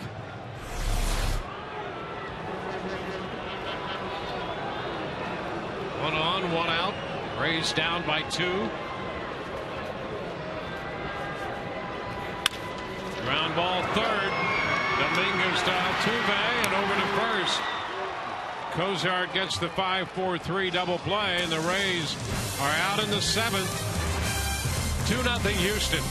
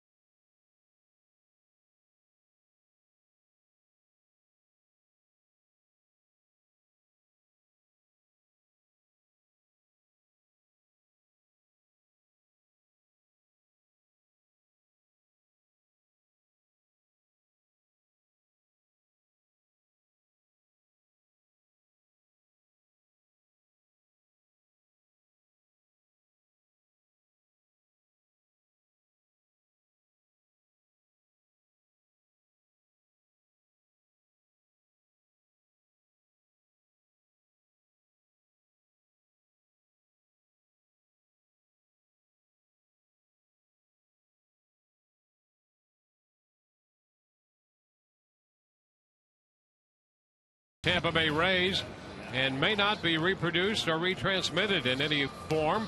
The accounts and descriptions of this game may not be disseminated without the express written consent of the Tampa Bay Rays. Jared Cosart has allowed 1 hit now through 7 innings, 81 pitches. So this has been a very impressive major league debut for Jared Cosart. He's been in complete command. I mean, really, you talked about the ball strikeout ratio, but the times that he has been out of the strike zone, he's been in command of the counts. A couple of walks mixed in that'll drive that number higher, but boy, he's been in complete command all night long. Yeah, his late maternal grandfather would be proud. He pitched in 1959 for the Cubs, and in his major league debut in relief, he got the first hitter. He faced Roy McMillan, the shortstop, to ground out to third, then struck out Eddie Casco. Gave up a hit to the pitcher Bob Perkey, and in relief in 3 innings gave up 1 earned run in his debut. And the grandson, Jared Cosart, 7 shutout innings so far of 1-hit baseball. Here's Mark Krause. And a first pitch strike to Krause. That's 24 out of 27 first pitch strikes for David Price. Well, I mean, incredible. I mean, he just continues to pound that zone and save for that first inning. Where Houston Astros, they came out aggressive against David, and for good reason. He really carved him up last time with a lot of strikes. Put together an inning with 4 singles, scored 2 runs, but since then it's been forget about it.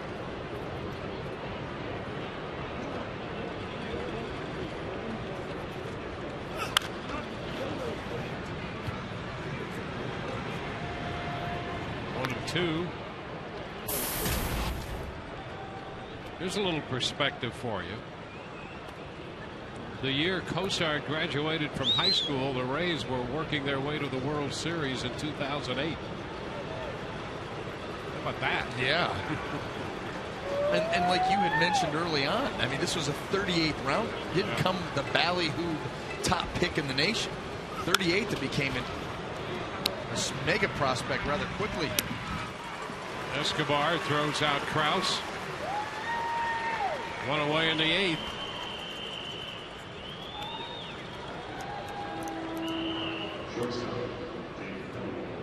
So we go back around to the top of the Houston order.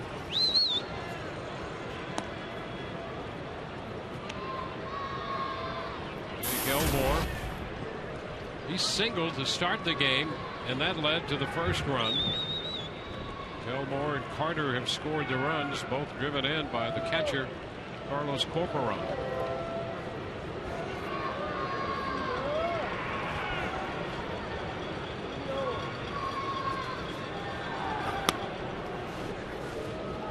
A ball.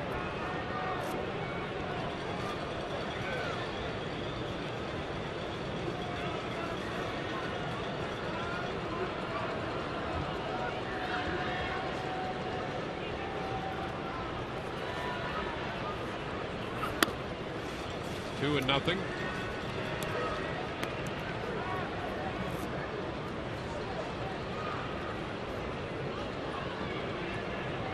Price has still to run the count to 3 balls here.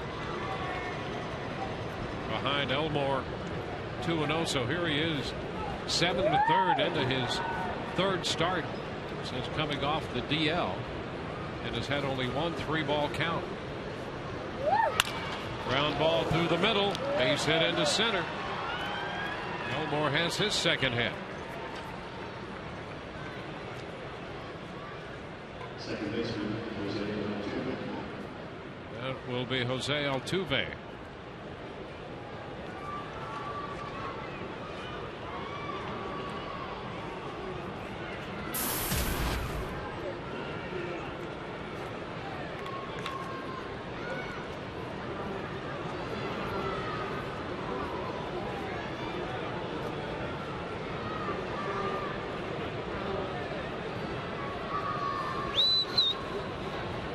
Altuve's nothing out of 3. Struck out on a curveball in the 6th inning.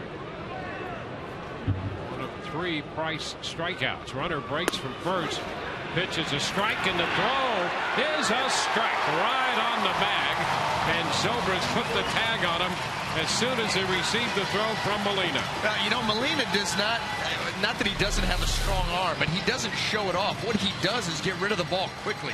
He's not back there airmailing it. He gets the ball out of his glove and on the way to second base about as quick as anybody in the game. Look at that. And accurate. Just lays it right there, and Elmore slides right into it. That is beautiful. I like to see Molina do that. You know, there are a lot of catchers that will hose up and throw you a strike down there with a lot of fuzz on it. They got that long windup, and it takes a little bit too long. Molina says, forget that. I'll just get the ball out, get it on its way, and he has enough on it.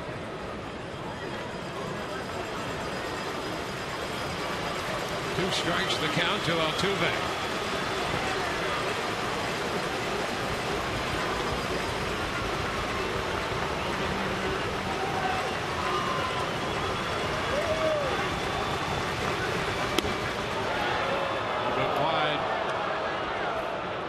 Ball. 1-2. Rays with a couple shots left. They're down 2-0.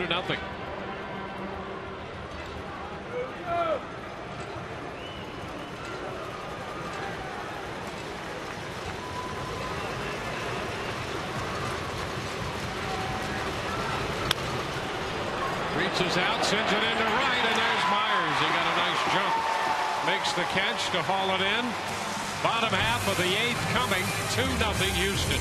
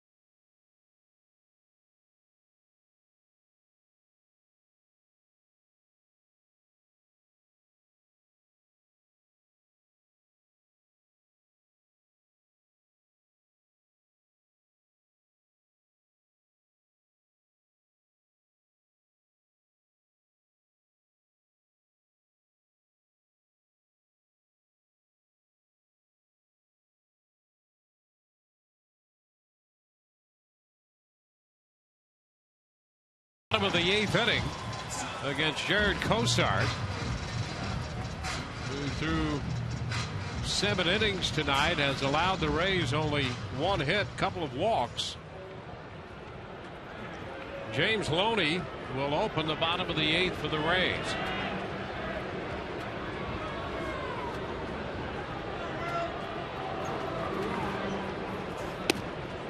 And Loney looks at a fastball, strike call, pitch 92.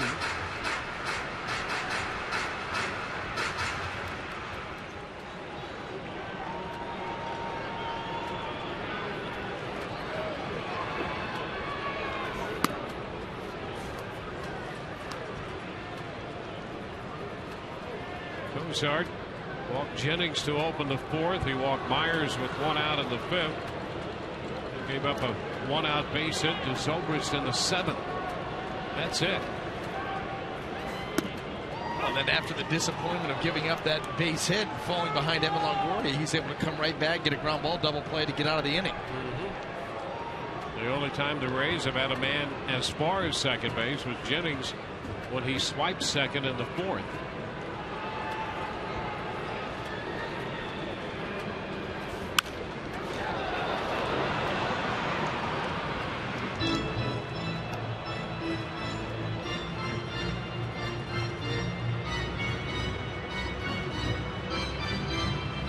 Cozart had gone 7-4 at Oklahoma City with a .319 earned run average.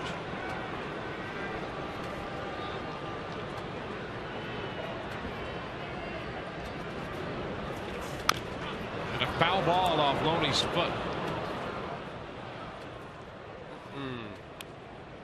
There's some speculation that with Cozart being called up by Houston, it could be the beginning of some of their younger players getting the call. And that's what you would expect. You know, they've taken a look at, boy, that got him on the inside of the knee. Ooh, boy, that will hurt. My goodness. And so often you see those off the front foot. Loney on that ball in, trying to get the hands in. Bangs it off his knee. But yeah, now's the time. You know, these guys have been toiling away in the minor leagues, and the guys that are putting it together down there, showing some consistency, are going to get. They're going to be the next wave of guys that get a look here by the Astros. 2-2. Again, it just goes back to opportunity. And if you're a member of the Houston organization, now is the time to seize upon it. Be a part of the future.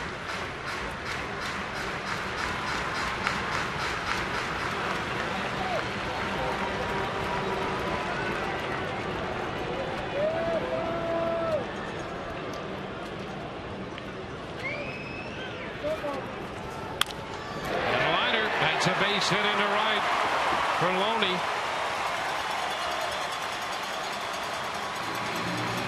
Yeah, Loney's favoring that right knee as he headed to first. Yeah, ball down in the zone, and Loney goes down and gets it. Yeah, you can see right there, absolutely feeling that foul ball.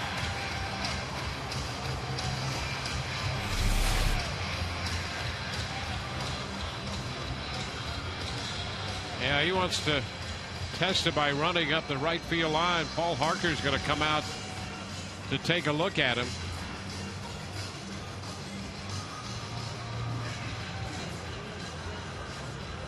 And Paul Harker looks like he's ready for his. Yeah, I mean, let's try to get a good look at him. Defense of his belt. The octagon. Man's going to come out here. A little word from Paul Harker. The inside of the knee is such a tender area, and because, you know, it's another one of the joints, your elbow, knee, not a lot of places for the swelling to go, so those things can stiffen up in a hurry. Not to mention pain. To look at the ball making contact with the inside of the right knee, and boy, that was a direct shot. Yep.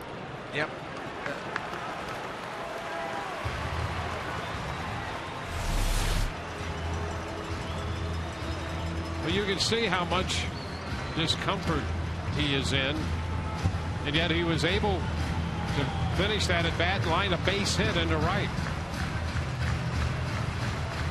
Yeah, still trying to keep that thing loose. That's the big key. Keep it loose.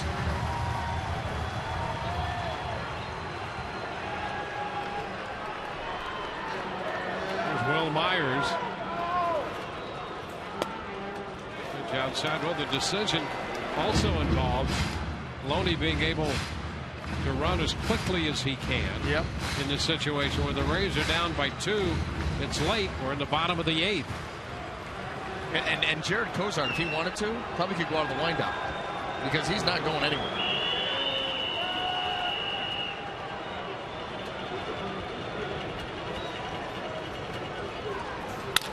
Ground ball, second base. Altuve Elmore, and over to first for the double play. And again, Cozart throws a double play ball as he did in the 7th. He gets another one here in the 8th. This one he races the leadoff base hit. And that was huge. Of course it was huge. But boy, when you get the leadoff man aboard, such an opportunity to score and break through, and then he immediately gets the routine 4-6-3 double play. And here's the other thing about him. We talk about his velocity, 95, maybe 96, and higher at times. But his ground ball ratio in the minor leagues, outstanding. Outstanding ground ball. And he's thrown 3 double play balls tonight. There's a ground ball. That's going to be a fair ball. And Joyce is out. First base unassisted. One hit, a double play, and nobody left. And through 8, it's 2-0 Houston.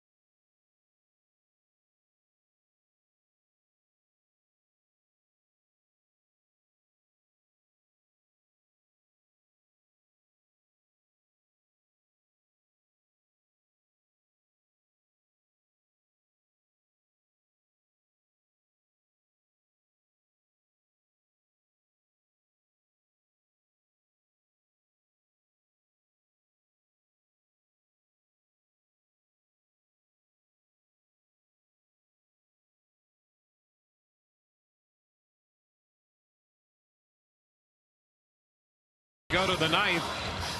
Beat the Heat this season with a summer 6-pack. Choose any 6 Rays home games starting at just $12 per game and receive up to $30 in concession credits at Tropicana Field. All purchasers receive a Burst Pass Blue membership that comes with access to special promotions and rewards. Visit RaysBaseball.com/6-pack today. David Price has made just 75 pitches through 8 innings in this game. He made 70 in 7 innings against Houston on the road and 75 through 8 tonight. I mean, David Price, since coming back from the injury, has been just amazing at his command of the strike zone, and save for 1 inning. The first inning tonight, 4 singles by the Astros, accounting for the 2 runs. He's just been in complete command, and I mean, 14 balls. Yeah, 61 strikes, 14 non-strikes. And here's Carter, who singled and scored 1 of the 2 runs in the first. Here's Carter, 1 out of 3. He struck out and grounded out since then. Pitch is up for a ball.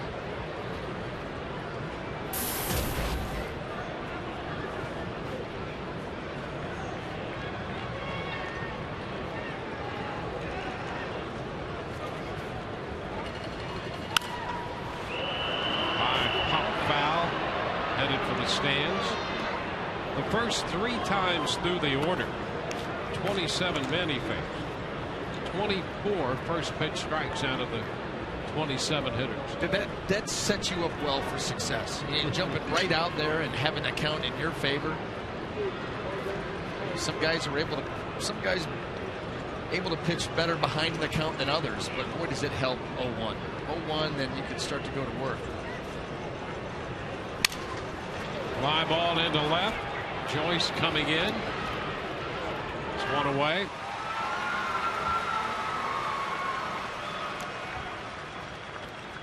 Still time to vote on the AT&T social media poll. Tweet your votes to Sun Sports Rays, who's the biggest non-Rays American League All-Star snub? Grant Balfour. Would it be Josh Donaldson? Maybe Derek Holland, Raul Ibanez, or Adrian Beltre?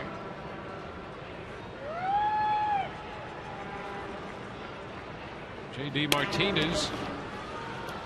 Pitch is down to him.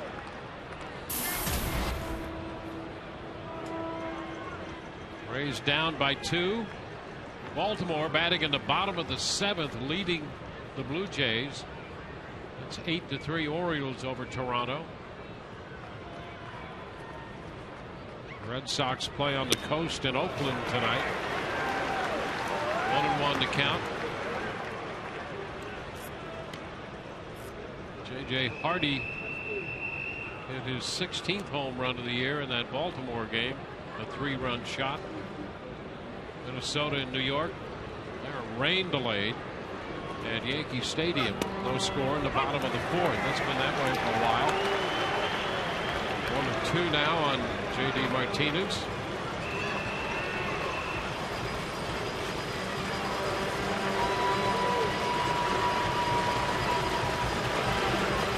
Price 1 out into the 9th.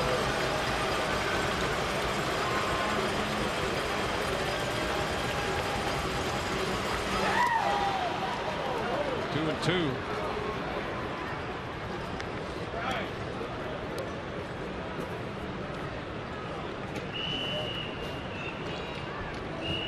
David coming off the complete game victory over the White Sox. The Rays defeated Chicago 3-1. He made 98 pitches, and that is an 82 right now.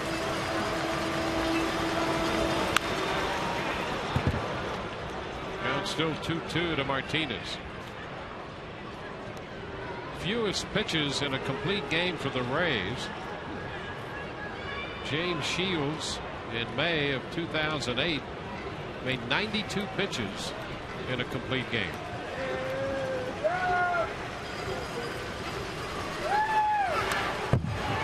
Martinez fouls it back, holding the count at 2-2. Price at the moment has made 84 pitches.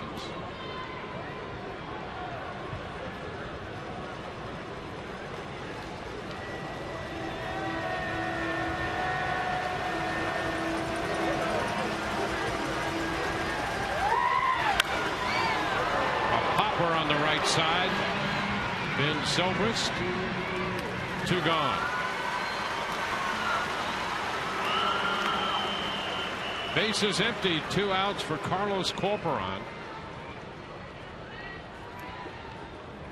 So far tonight, the Rays have been done in by the Houston battery. The catcher Corporon has driven in both runs, and the pitcher Jared Cosart has taken care of the rest, shutting out the Rays on 2 hits and 2 walks.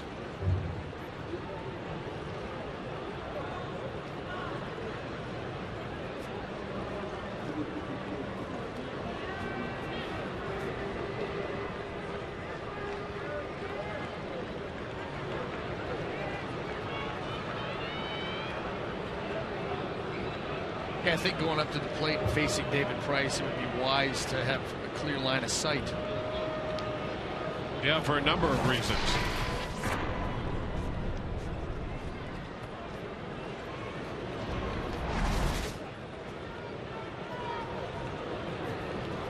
It really was eyewash. Truly. Yeah, the legitimate variety there.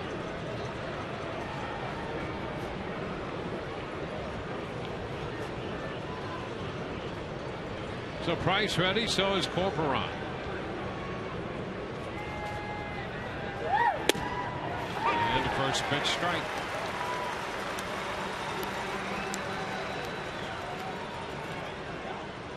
Price with 3 strikeouts tonight. No walks, 2 runs, 8 hits.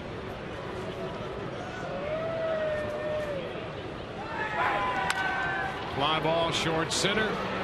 Jennings is there. He's got it. 1, 2, 3 go the Astros. Rays will have Molina, Escobar, and Jennings down by 2.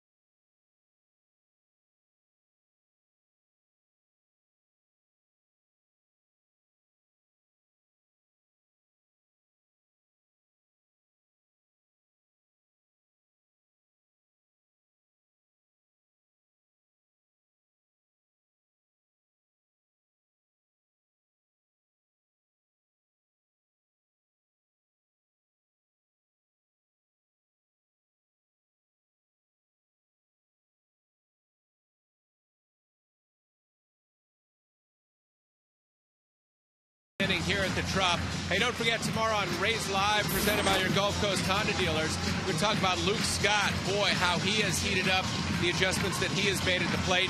Plus, Big O has his first half report card. I understand he's a pretty tough grader. First, though, tonight's Checkers postgame show. Dwayne and B.A. bringing their take on the game. Todd Narestas, host from left field. I'll be down talking to Joe Madden and getting some player interviews from the clubhouse.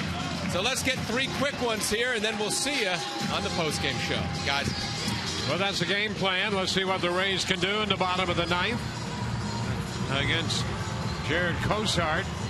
Jose Molina will be lifted.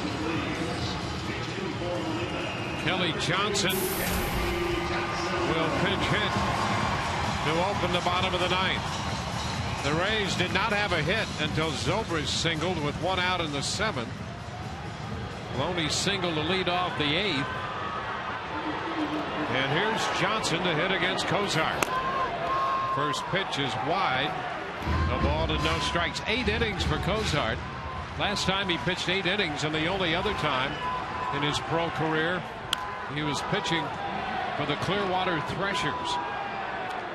1-1 the count.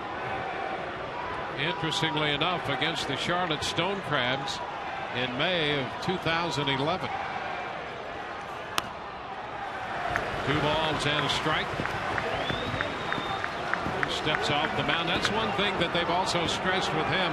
He can get into a hurry up and rush mode, and so he just stepped back. It speaks to his competitive nature. I mean, this guy wants to win at everything he does, and sometimes can get the better of you. You got to. And that's ball 3. Here's the deal. As dominant as he's been, right here are the Rays. Rays are a base runner and a bomb from tying this ball game up, thanks to the work of David Price, who's kept them right in it. And ball 4. Kelly Johnson draws the walk to lead off. So the Rays put a man on, and that will get the potential tying run to the plate. David Price has given the Rays 9 innings on 87 pitches. 9 innings, 87 pitches. Incredible effort. He got ambushed right out of the gate, 2 runs in the first, and then that was it. And so efficient. That's what he's been, though. I mean, look at what he's done. The first outing, 7 innings, 70 pitches with 10 strikeouts. Complete game last time out in under 100 pitches. He does it again. Well, it may not be complete. See if the Rays offense has anything to say about that. Here's Janelle Escobar. And Bo Porter heads to the mound.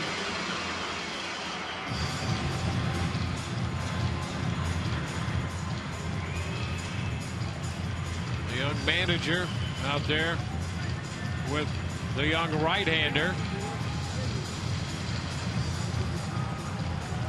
And Cozart will depart. This has been quite a debut for this young right-hander. Time now for a Metro PCS call to the bullpen.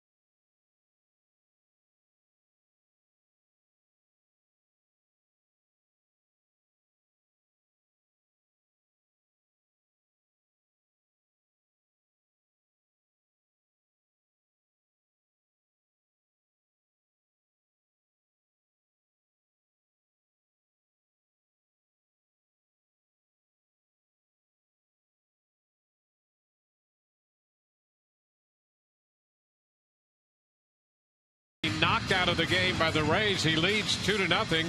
He walked Kelly Johnson, but you'll notice there's a little red spot on his forehead there, and it came from the return toss from his catcher when he was looking away. How about that? His catcher knocked him out of the game. Not fun. Unfortunately, he didn't put too much into that throw, just a toss, but yeah, that's not fun. What a night for him. Pitching into the 9th inning. 2 hits. 96 pitches.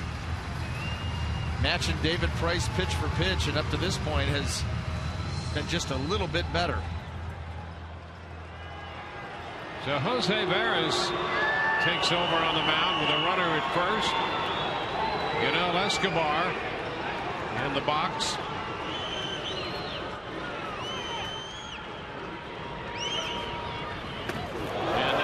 Pitch had Escobar ducking a breaking ball, and not a bad breaking ball, actually. No, if that ball's a little bit down, that's a strike, and that's all over the plate. Take a look at this.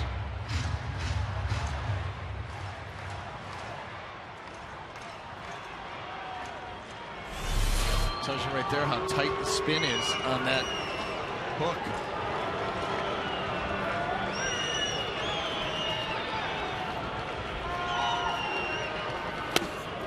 Back with a fastball at 94.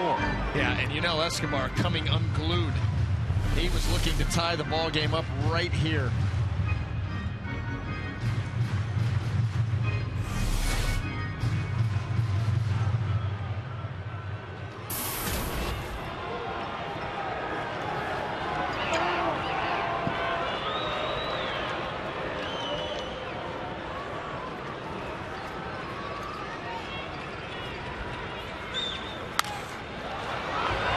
Play the right field side into the seats.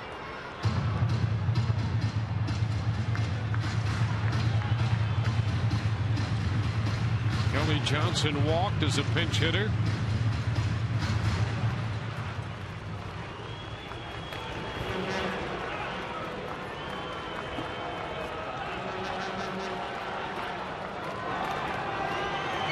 Rays saw Veras over in Houston, and he closed out the 4-1 Houston win for Bud Norris.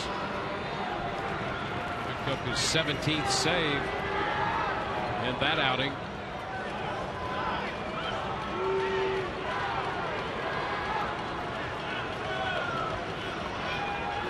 He's ahead of Escobar. Ground ball, Elmore short. Altuve 1. First base to Wallace 2. 6-4-3. And another double play turned by Houston. Their 4th of the night.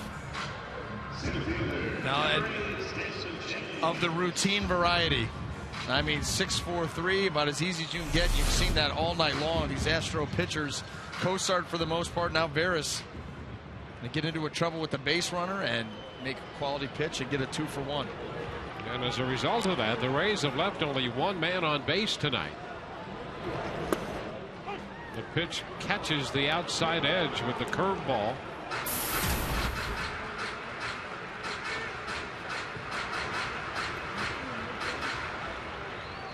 Jennings walked in the 4th inning, stole second. The only time the Rays have had a man as far as second base in this game. Curve stays inside. It's 1-1.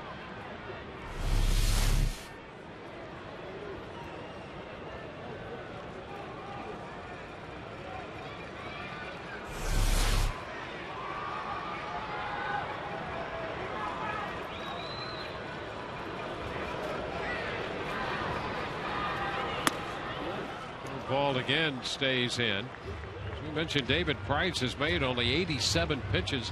Fewest pitches in a 9-inning complete game this year. Jordan Zimmerman made 91 pitches in a 1-hitter at the end of April when Washington beat Cincinnati 1-0. 87 for Price in his 9 innings tonight. The Rays are down to their last out. 2-2 the count on Desmond Jennings.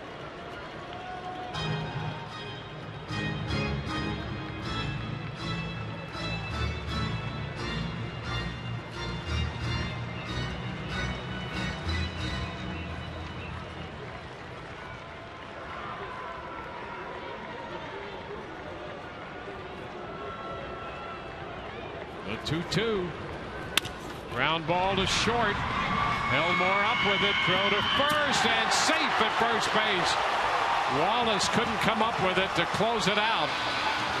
The throw from Elmore died, and Wallace could not pick it. That's the second throw we've seen from Elmore on a routine play not get there. Wallace bailed him out the first time. Not this time. And this error right here, they came into the game tied for the most errors in Major League Baseball. See if the Rays can make this one extremely painful. Well, there's Luke Scott, and he has been hot. Luke 0 for 3 in this game.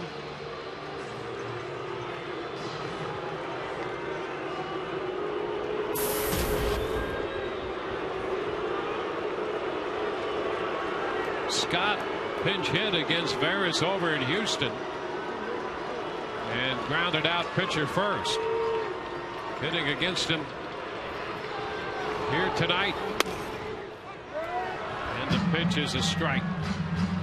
In fact, Veras got Scott for the last out in that game that we previously mentioned, won by Houston over there 4-1. So here's Scott with another shot at Veras.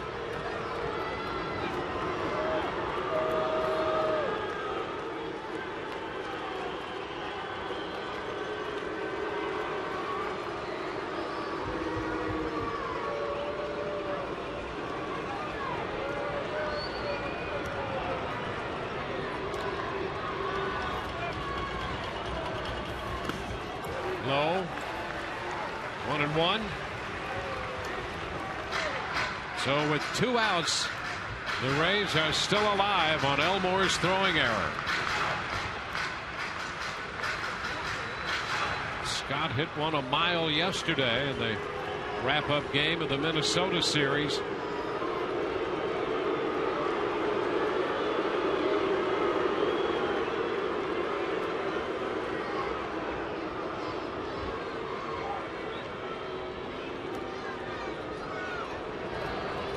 The 1-1. He bounces it foul. 1 ball, 2 strikes.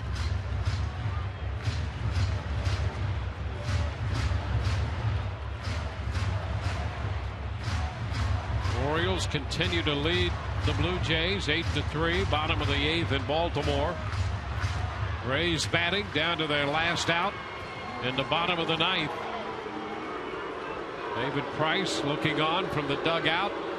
He was very good tonight, gave up 2 first-inning runs and nothing after that.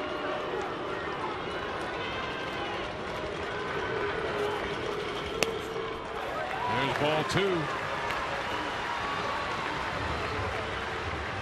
Harris wide with the breaking ball attempt. 8 innings plus for the 23-year-old Jared Cosard in his major league debut. He walked Johnson to start the inning, and then Ferris got the double play ball out of Escobar. Got a ground ball from Jennings, but he reached on the error.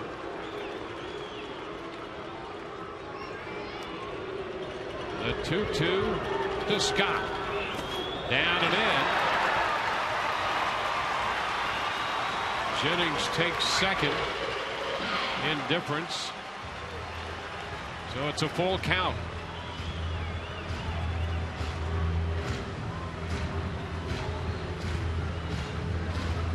Zobrist would be next if Scott could keep it going. Rays coming in with an 8-game winning streak. They won 12 of 13.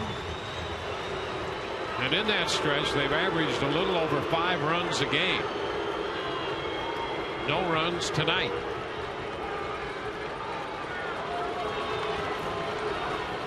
Three-2, and just enough of it to foul it and stay alive on another curveball. And Veras is such max effort and max right here on this pitch. That ball starts away, and you see Corcoran going out to get it awkwardly.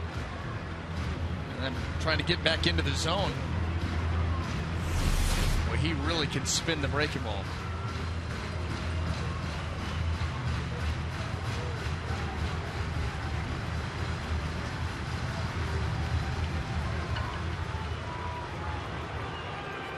Scott has hit over 370 for the last 3 weeks.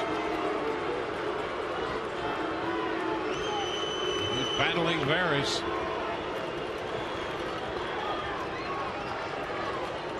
Three-two pitch. One more time. And he fouls a fastball. Veras came in at 95 that time.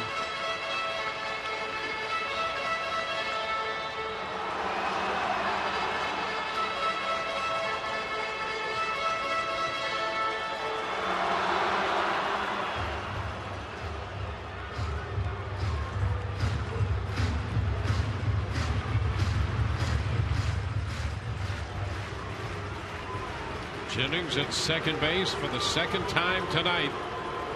2 outs, 9th inning.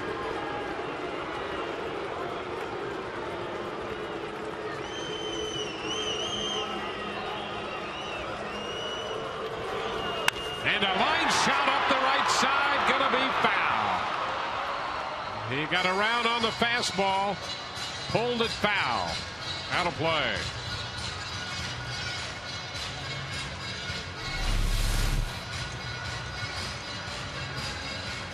That fastball was middle. And Luke just out in front a little bit. You see that right there, trying to hit off that back leg and drive that ball out of here. A little too quick.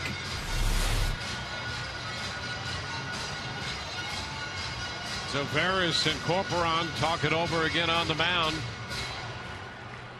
Veras in relief of Cosard. Cosard, by the way, in the 50-plus year history of the Houston franchise, the first Astro pitcher ever to pitch 8+ scoreless innings in his major league debut.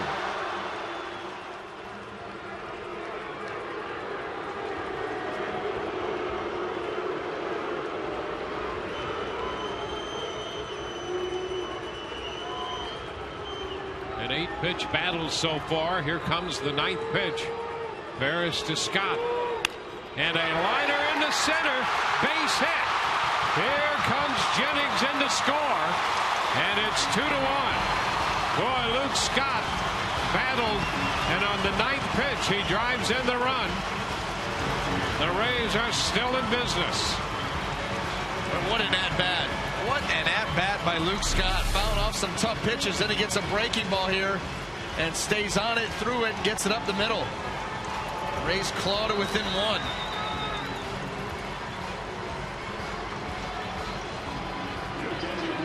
Now Sam Fuld will pinch run for Scott. And it will be Zobrist against Veras, with Fuld running.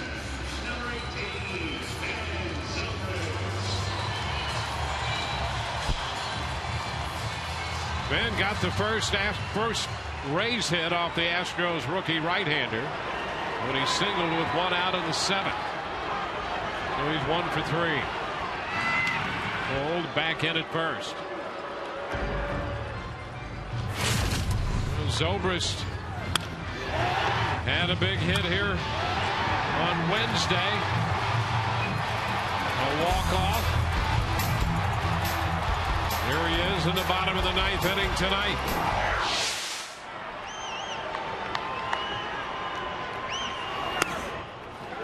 And he takes a pitch wide.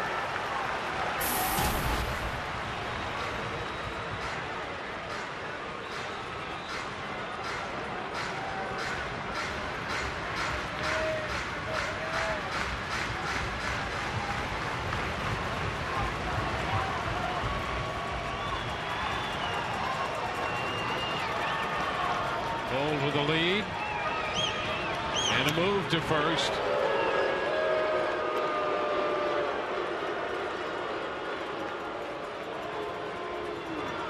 Walk, an error, a base hit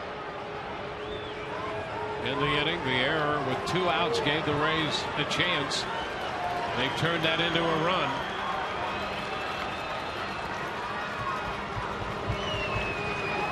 And the pitch, that's a strike. Fastball in, 1-1. And that was a good checkup there by Ben Zobrist, even though it was a strike. Not many good percentages in this pitch right here where that was located. Wait for a better one.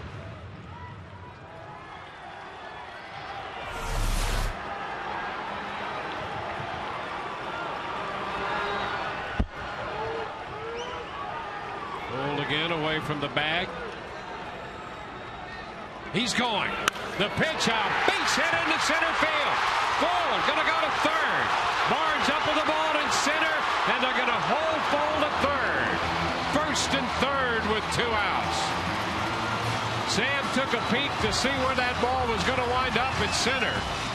Had a full head of steam and went into third. Now, the outfielders were deep, too, and Barnes had to go a long way. You see where he's at, well beyond the burst out there in center. Sam Fuld with the running start. He's got to get to that ball and get it in quickly.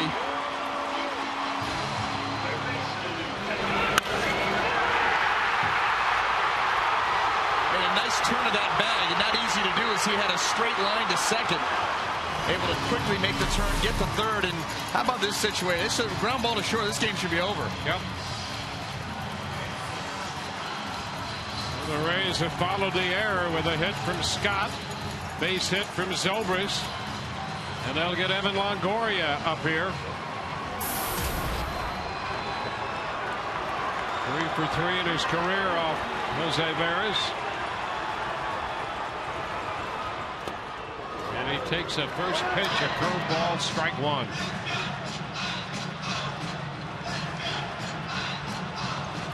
And the Rays on the board. Now men first and third.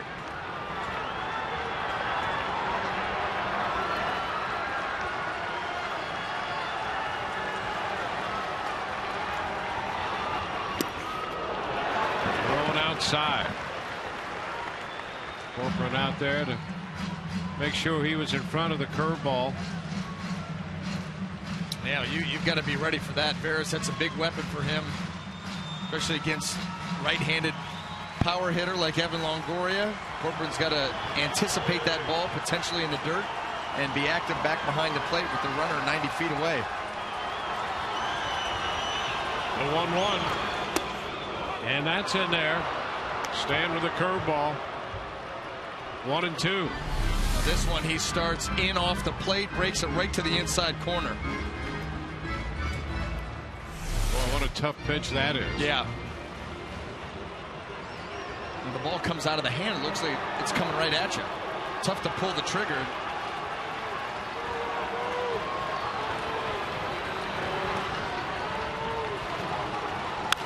And a shot foul. Another curveball, and that one pulled out of play. Almost went to the well one too many times, and Evan was right on it again, like Luke Scott. A little bit too quick, though. We're going to follow that right down and hammer it, and he knows it's foul right off the bat.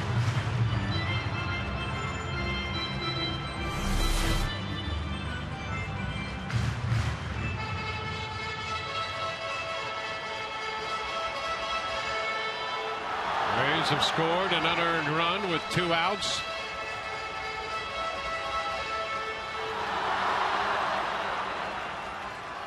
Have a run on 4 hits tonight. 1-2 the count to Evan Longoria. And a bouncer foul. Stand right with a curveball.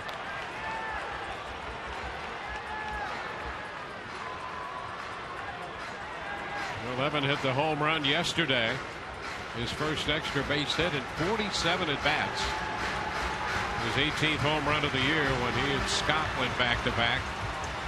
And the longest drought of his career without an extra base hit.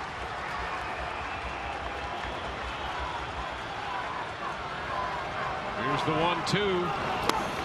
Outside fastball. Mid-90s, and it's a 2-2 count.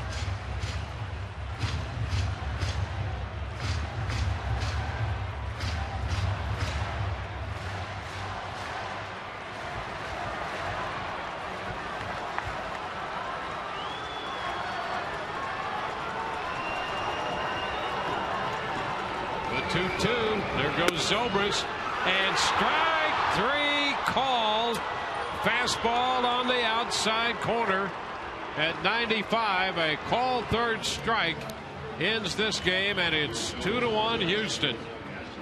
Rays leave 2 men on in the 9th inning and fall a run short. And I think that Evan Longoria had to be sitting breaking ball, waiting for that curveball to come in there to take a rip.